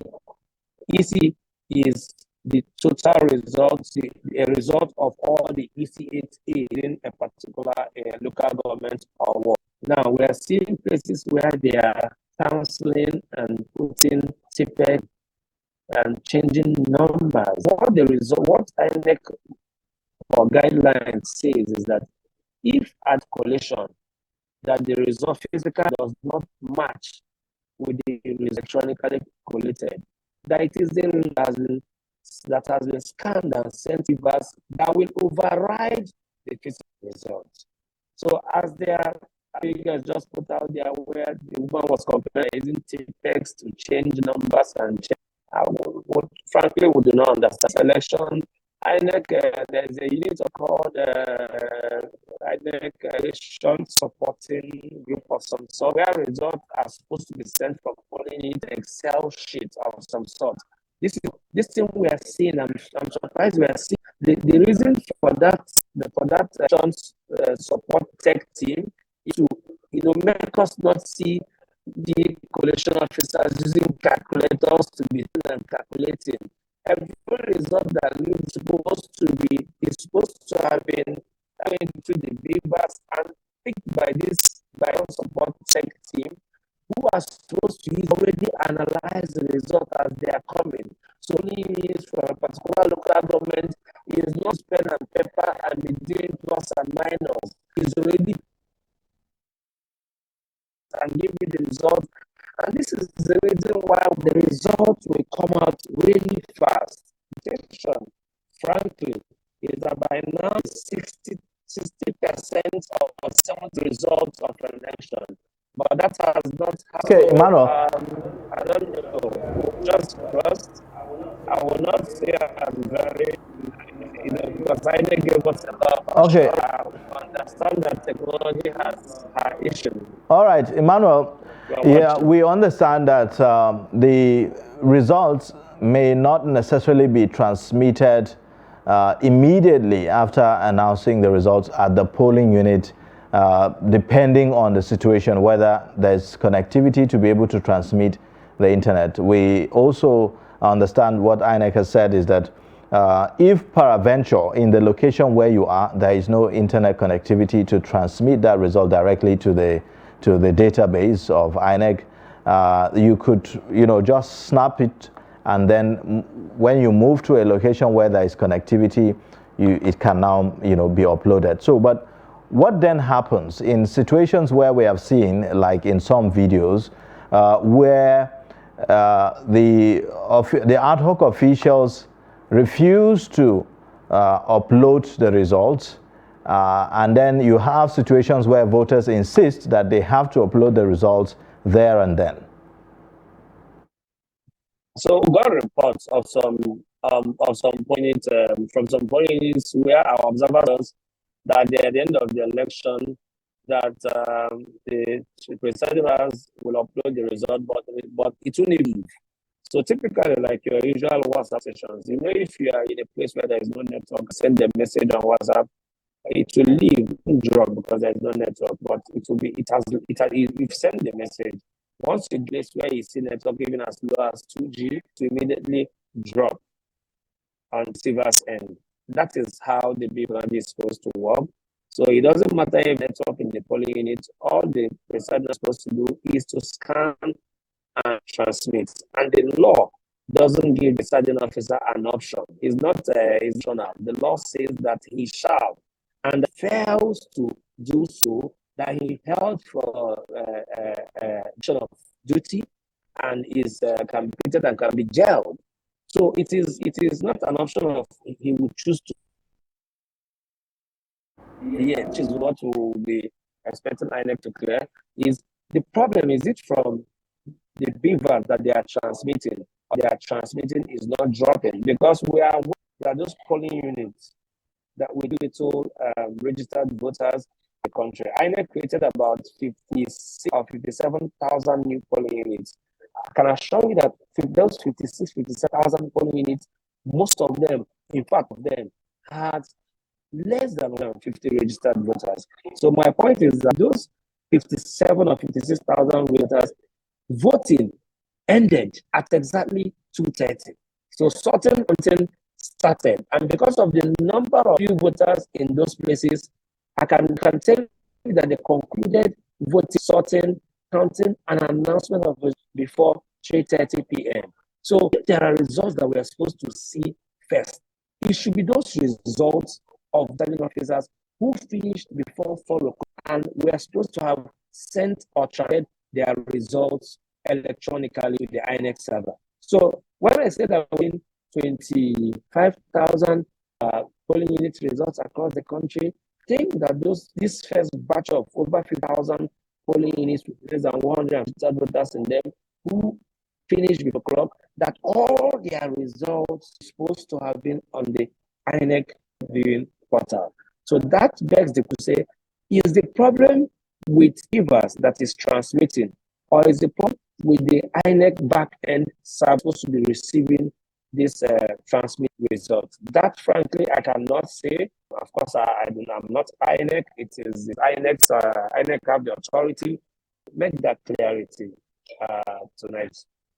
That perhaps network could contribute in the delay of the transmission of results. They should have anticipated that. I mean, I feel have anticipated that and made plans for that. Yeah. All right. Interesting. Two things before we let you go that you talked about that are of interest to me is the issue of vote buying. You mentioned some incidents in Gwagwalada and I think one or two other places.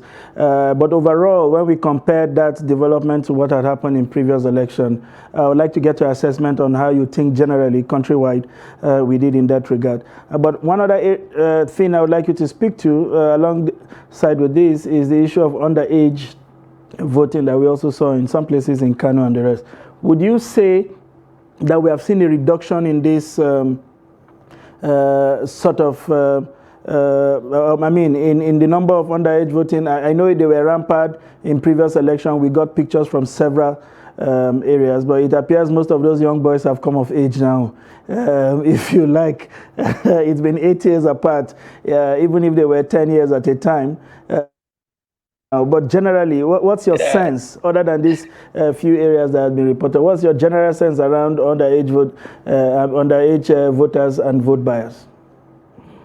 For the part of vote buying, the Buhari's policy of cash unavailable giving us a clean election in that regard, because the cash was not even available to vote. If you remember, I said in somewhere in a car, not in Delta, not local government area in the state, voters were given plus. So you group 5% and 6%, and you can agree with me that that will not be very effective because some of the voters were also seeing the authenticity of the currency that they are being given.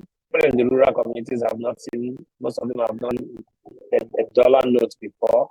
Many of them doubted that this is being rated. So the fact is that the policy, this Buhari's cash light or cash net policy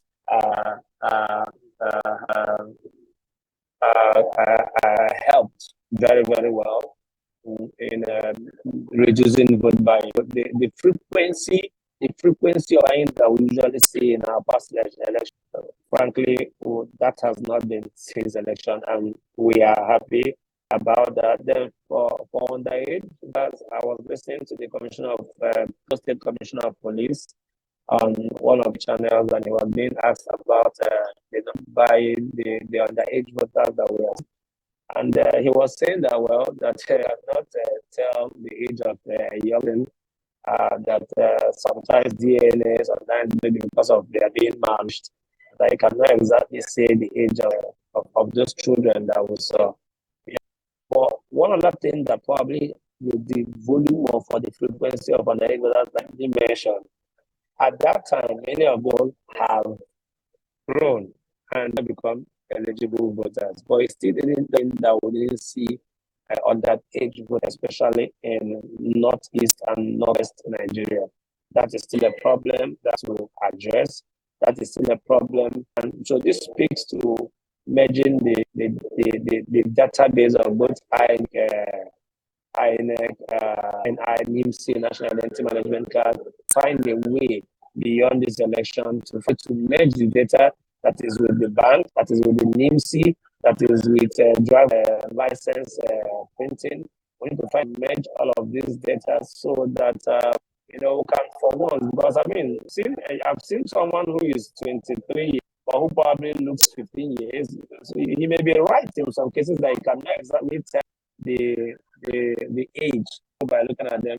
But bottom line, a lot of underage voters that we saw in this election, but not as bad as we saw in 2011 and 2015 elections.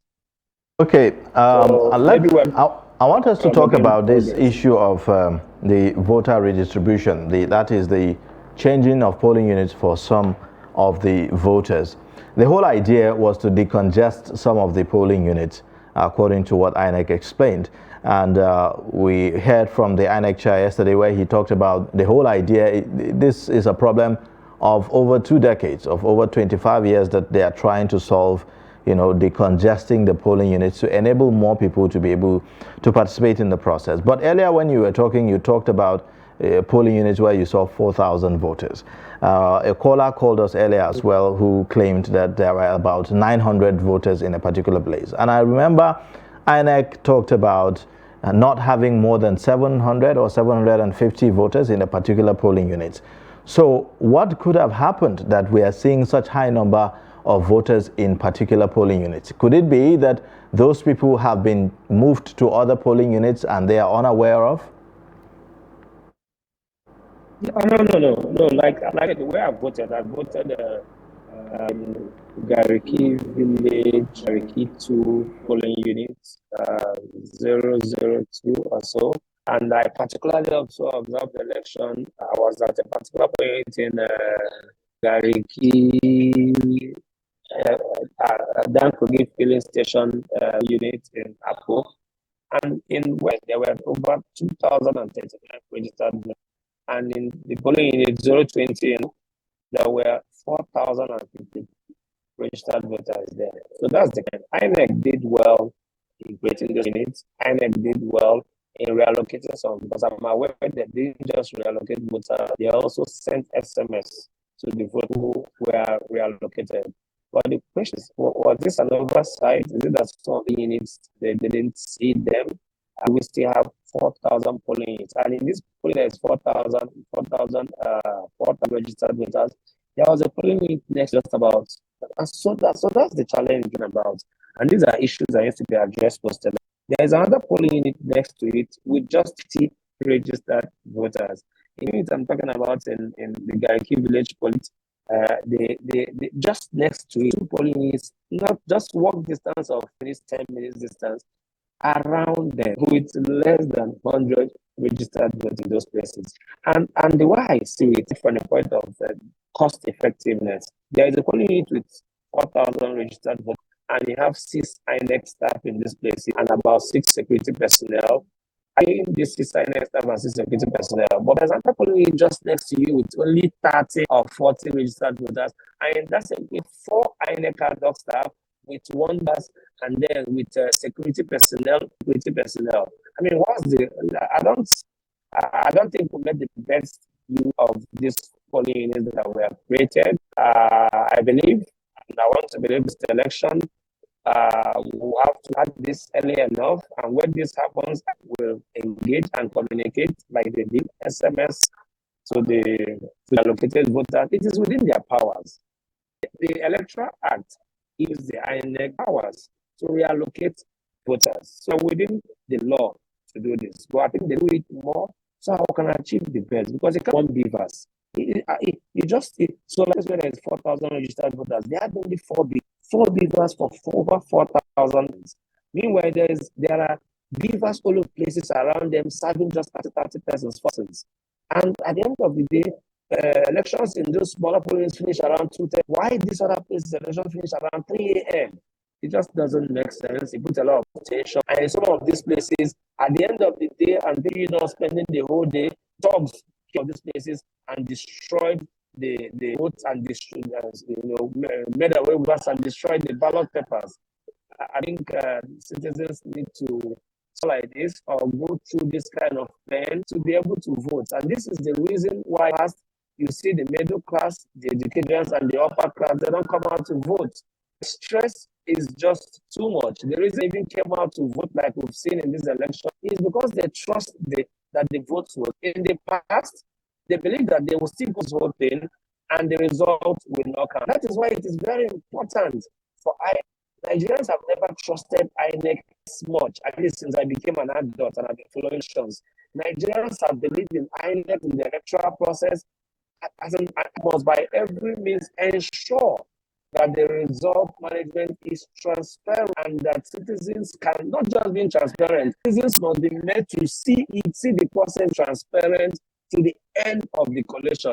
If we lose this opportunity, to get citizens to want to put in an election, and like we say, we'll have high vote, the thing will go completely down. People will completely lose hope and lose trust in it and the whole process. And that is not good for you, that is not good for anybody, that is not good for INEC. Okay, Emmanuel. Now, with regards to the issue of reallocation of voters to other polling units, yes, INEC has been making jingles, have been embarked on campaigns to inform people, even sending text messages and the rest of them. Is there anything that we could have done?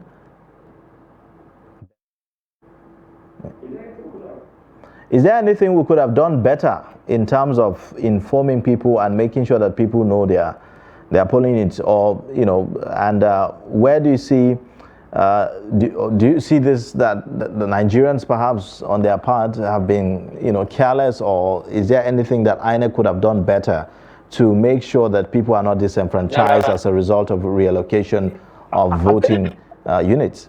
I think INEC did what to do. So don't mind the news of special rooms. So we have a lot of people live there. So INEC, what INEC can do is what they did. We've been written before at the FCT election in 2022. A lot of people who were written to new polling units still went to the old units they are used to where they vote, and only realized that their names were not on that register. We met with Captain, and all of these issues were registered through the reports, election reports. And that is the reason why INEC now sending SMS to voters to inform if they are relocated from this polling to this other polling. It is not the duty of the voter early enough the election day to start asking questions. I know a lot of relatives who called me to say, hey, see, I got an SMS, so I'll be moved from here. How do I find out what this is? So it's on the part of citizens. INEC did their own, and I think that's the much they can do, but I think they should also start early the next election to start doing this reallocation and informing people, so that people will be aware much earlier before the election day. INEC, in this regard, did their bit by reallocating people and sending them SMS. Okay. I think they did that. Okay, I more. don't think they could have done more with the jingles that they did about the place. All right, just before we let you go, please, one more question. Do we have any idea as to total number of beavers that we have for the over 176,000 polling units that we have? Because we've seen situations where at some polling units, I've seen some videos flying on social media where INEC officials are at the polling units, but they do not have beavers. So do we have enough beavers to go around? Well, before the election, we were informed by INEC that they have enough to go around, and they also have a reserve. You will recall that of this election says that even if you got your polling unit and the beavers into the election fails, that INEC is replace the beavers before 2:30. Election will continue, and at the end of the election, merge the data of voters that are created with the first beavers and second beavers to be able to have a result. So INEC informed us that yes, they have. INEC informed us that they have enough beavers and reserve. We cannot say exactly is the actual number, and I think that is on the part of INEC to stay. But before the election, we will an advocacy that in an election of this to deploy beavers or of this volume, plus all this polling, the INEC should at least have 4% reserve across the country, so that anywhere the beavers fell, beavers will. But if it's about the 177,000 polling units, I am confident that INEC has enough beavers to go around in this election. I mean, if not beavers for the election, what have they been? What preparations have they really been doing? I think they have enough beavers for them. But their biggest challenge, in my opinion, is the deployment, election day deployment units. It's heartbreaking that what happened where we saw late deployments and late polls. It now felt like we are still days where INEC needs to deploy from local government areas to all the polling units. And that has been decentralized. That is why we have racks. So the eve of the election, a day before, the materials, sensitive and non-sensitive materials, are deployed to the racks. So there is a local government INEC office, and there are supposed to be lots of racks across the local government. They are supposed to make materials got to the polling units. And the eve of the election, some non-sensitive materials are deployed to the racks, but the police security personnel will already report to the racks. The drivers that have to carry the materials and their cars are supposed to be the rack. The adult staff, the INEC adult staff are supposed to be at the rack. While they are sorting out this thing of the election, a refresher course is given to the INEC adult staff on the handling of beavers, so that early in the morning, these materials will move as early as to be at their polling units before 8 set up, so polls will open by 8. But this theory, what we saw yesterday, practically completely way different from what we expected, the vision of most Nigerians. And I think from what we are hearing from across Nigeria, a lot of Nigerians have a very expectation of INEC. But at this time, I do not think INEC met that expectation. Emmanuel, before we let you go, I know we have mentioned this a number of times, but it's important we ask this last question. In the face of all that had happened, because yesterday I recall we were discussing and we talked about how huge logistically it is to conduct an election in Nigeria. But beyond everything that we have talked about, what do you have to say about the kind of resilience that we have seen from Nigeria? In Abuja, in places like Ayangba, in Lokoja, in parts of Benue, in parts of Niger, in parts of Kaduna yesterday, we understand that it rained and people defied the rains. Some of them even had a health crisis but decided to be treated. We know places where beavers ran out of steam and people had to bring up private generators, where people brought out chairs to enable people to sit. Some brought food to assist people refuel and continue to sit around the resort until they were delivered. Some even voted at 2, 3 a.m. this morning. What does this speak to our resilience as a people, to our determination, to our never say die spirit as Nigerians? You said it all. You have it all. That's a very exciting election. For some of us who don't like to jackpot of the country, who really love Nigeria, I mean, it made me understand that Nigerians still love Nigeria. Nigerians still believe Nigeria. Nigerians still believe the future from Nigerians. And what I saw is Nigerians have now come to understand patterns and the place of election in Nigeria. I told you yesterday, the polling is at 1 a.m. or 1:30 a.m. This voting started there by 10:30 a.m. Around 12 or so, rained really heavily for 1 hour plus, and big people in that polling, nobody left. When I got there, all their clothes that were had dried up. When they got, there was no light in there. Somebody went to bring his generator, filled it with the brim, and they were there. They were voting. See, the beautiful thing about that is not the people that were there, the people that were yet to vote. People who had voted by 6, 7 p.m. they are all there. They said that they cannot go because they've committed a lot of time to that this process works and that they vote today. They don't go and leave this ballot, vulnerable. So all the people that were there till 2:45 a.m. when they started voting and counting. As at 3:30 when they finished, everybody was still there to be sure that they insisted. And so I'm so glad that Nigerians have to take back this process and own the process, to protect the process, watch the process, to be the process. It's very inspiring, it's very encouraging, and that is the reason why we are in INEC. All of this that they've installed on INEC, all of this in the country, I mean, it is in the hands of INEC. Truly make Nigerians believe there is a future for Nigeria. And I've always said this in summary. I said when you ask this question, I've always believed Nigerians love Nigeria. But by the end of today, tomorrow, or Monday, we will now know if Nigeria loves Nigerians. Interesting way of ending what has been a very interesting conversation with Emmanuel, who has looked at quite a number of issues. He has taken us on a journey of security deployment, the electronic beavers transmission challenges, vote buying, underage voters, voter suppression in Lagos, Kogi, and Rivers State. He's talked about deployment across the country and the total number of results we have seen. If you have missed out of this conversation, I can assure you that you have missed a lot. But, I mean, you can catch up with our social media handle on some of these very enlightening conversations that we have had with our guest. Emmanuel, I want to thank you for finding time to be with us. I know how difficult it has been for you. We will come back to you hopefully after you have caught your breath somewhere along the line to give us updates on what new informations are available for our viewers. Thank you very much, and please, I hope you find a space in between all of these to also refresh. Thank you.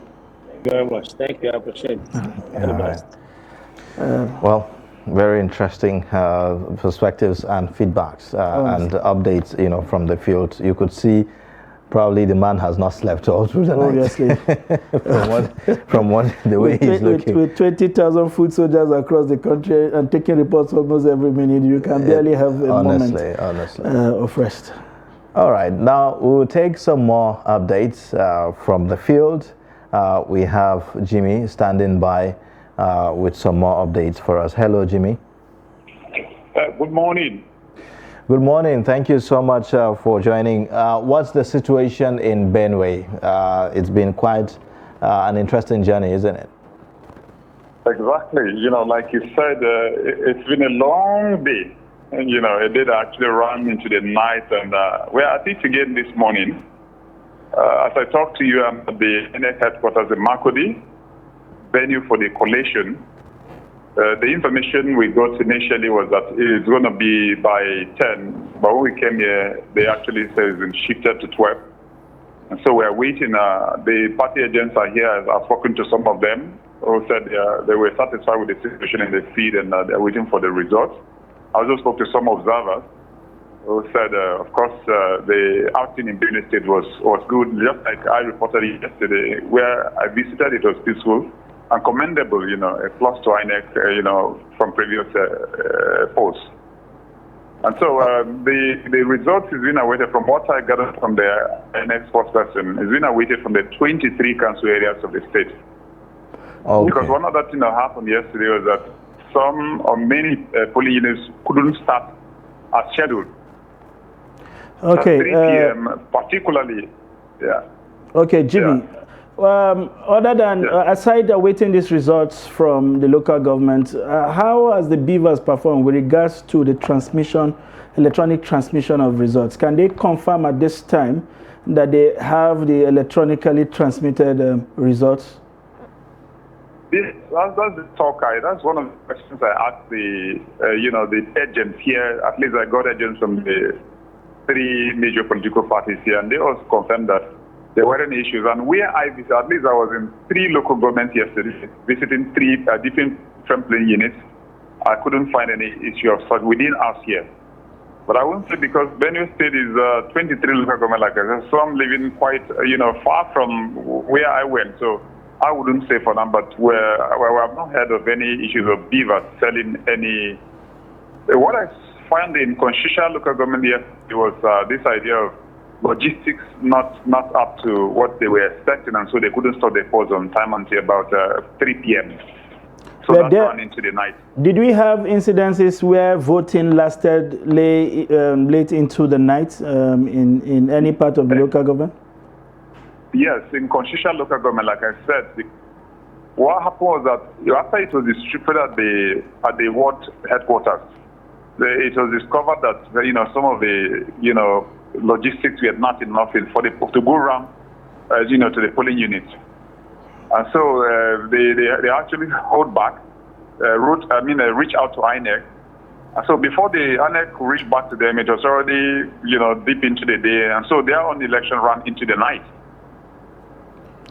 How would you generally describe, you are in 3 local governments, besides what happened in Konshisha, how would you describe the turnout and the conduct of the voters yesterday? Yes, in Benue, to be precise, and in these places I visited, I would tell you that, in most of the places I visited, the turnout was not encouraging. I said that because, prior to this election, there's been a lot of talk, especially the youth population, that this is going to be, one where everybody is going to participate. But you see, in the polling units I visited, I normally will find out how many people registered in this unit. And then you discover that the people on queue and the people who actually voted were not commensurate with, what one would have expected by way of turnout. So, but on the sideline, there were this talk about, people not having a financial muscle to travel from one end to the other.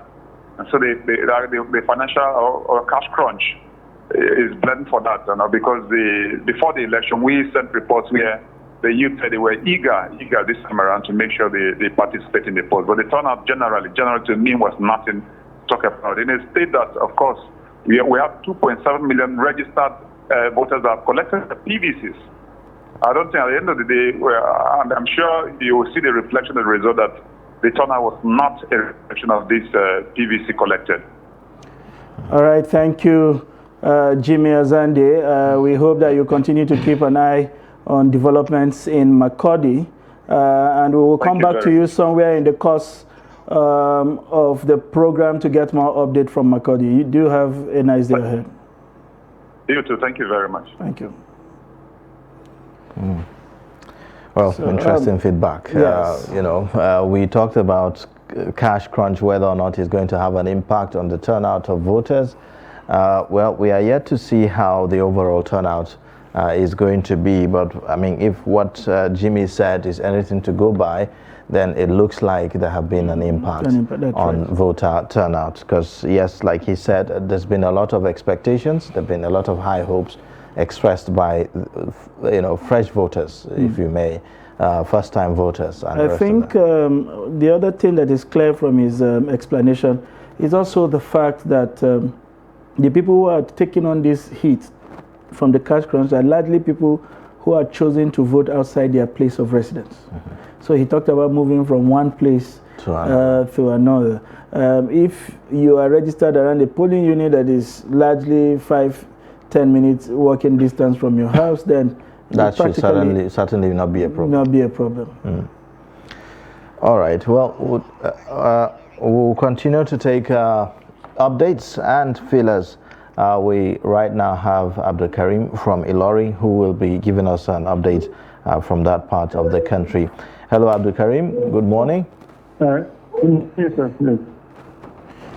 Yes, good morning. If you can hear me, give us a rundown of the situation right now in Ilori. Yeah, thank you very much. Right now, we are at the collation center at INEC office for the presidential and Kwara Central senatorial results. Now the first local government won by the APC with a total number of about 144 votes. 144,000. Okay. So, hello? Did you say 144,000? Hello? Abdul Karim, did you say 144,000? No. Can you take that number again, please? Okay. The result for the Ekiti local government, which is the first local government that has been announced, is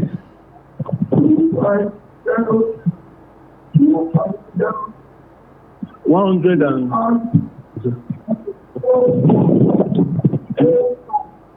hello. Yes, please go ahead. Okay. Hello, can you hear me? Yes, Abdul Karim, please go ahead. Okay. So the APC scored 579 votes from the 4,016 votes cast. Well, Abdul Karim, we cannot understand or comprehend what you are trying to say. Maybe we'll call you back later when you have all the details right in front of you, so that we can get an update on that. Well, Abdul Karim is in Ilori, the Kwara State capital. That's where the former Senate President Bukola Saraki is from. He casted his vote, and other bigwigs in Nigeria's politics. Interesting. Kwara indeed will be a major battleground. As you know, it's a very interesting state. The dynamics of the politics in Kwara is slightly interesting. Remember that the APC governor has sort of have factions. We have those who are loyal to the Minister of Information and Culture, who are not exactly in tune with this governor, and we will see how all of these differences sort of play out at the poll. We would now be taking you to Imo, where we have Jude on standby. Hello, Jude. Hello, good morning, sir. How are you? Yes, once again, we are back. So tell us what has changed from the last time we spoke with you. Yeah, not really much has changed, except that INEC is saying that they've not gotten a very clear direction from headquarters. As regards those areas where elections were not held. As I told you earlier on, elections did not hold in some areas in Kibe, Olu, in Java area. So those are the areas the election did not hold. And as of now, there's not been any clear directive as what to do. Okay, is there any idea? Do you have any idea what's happening at the collation center? No, the collation center is not up. And INEC told me that they have gone home to take some rest and then to come back. But then most of the officers in the field might have come back. Actually, they have started trickling in, but there's not sizable number enough to open the collection center. I think that's the situation right now. All right, thank you very much, Jude. We would certainly keep an eye on Imo, especially with... Thank you very much. We have to thank God that Imo-lites have to thank God that the worst we expected did not happen.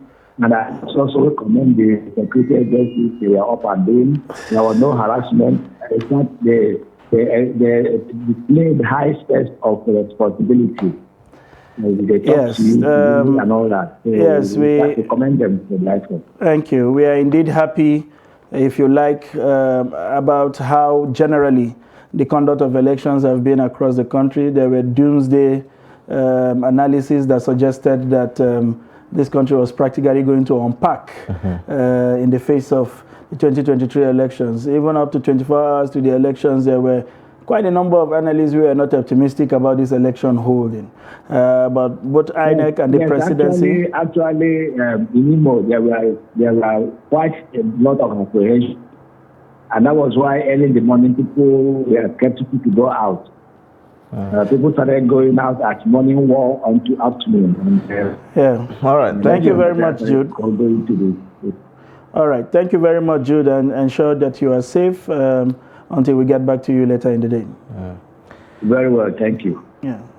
I mean, very interesting. Like you said, a lot of projections, a lot of negativity.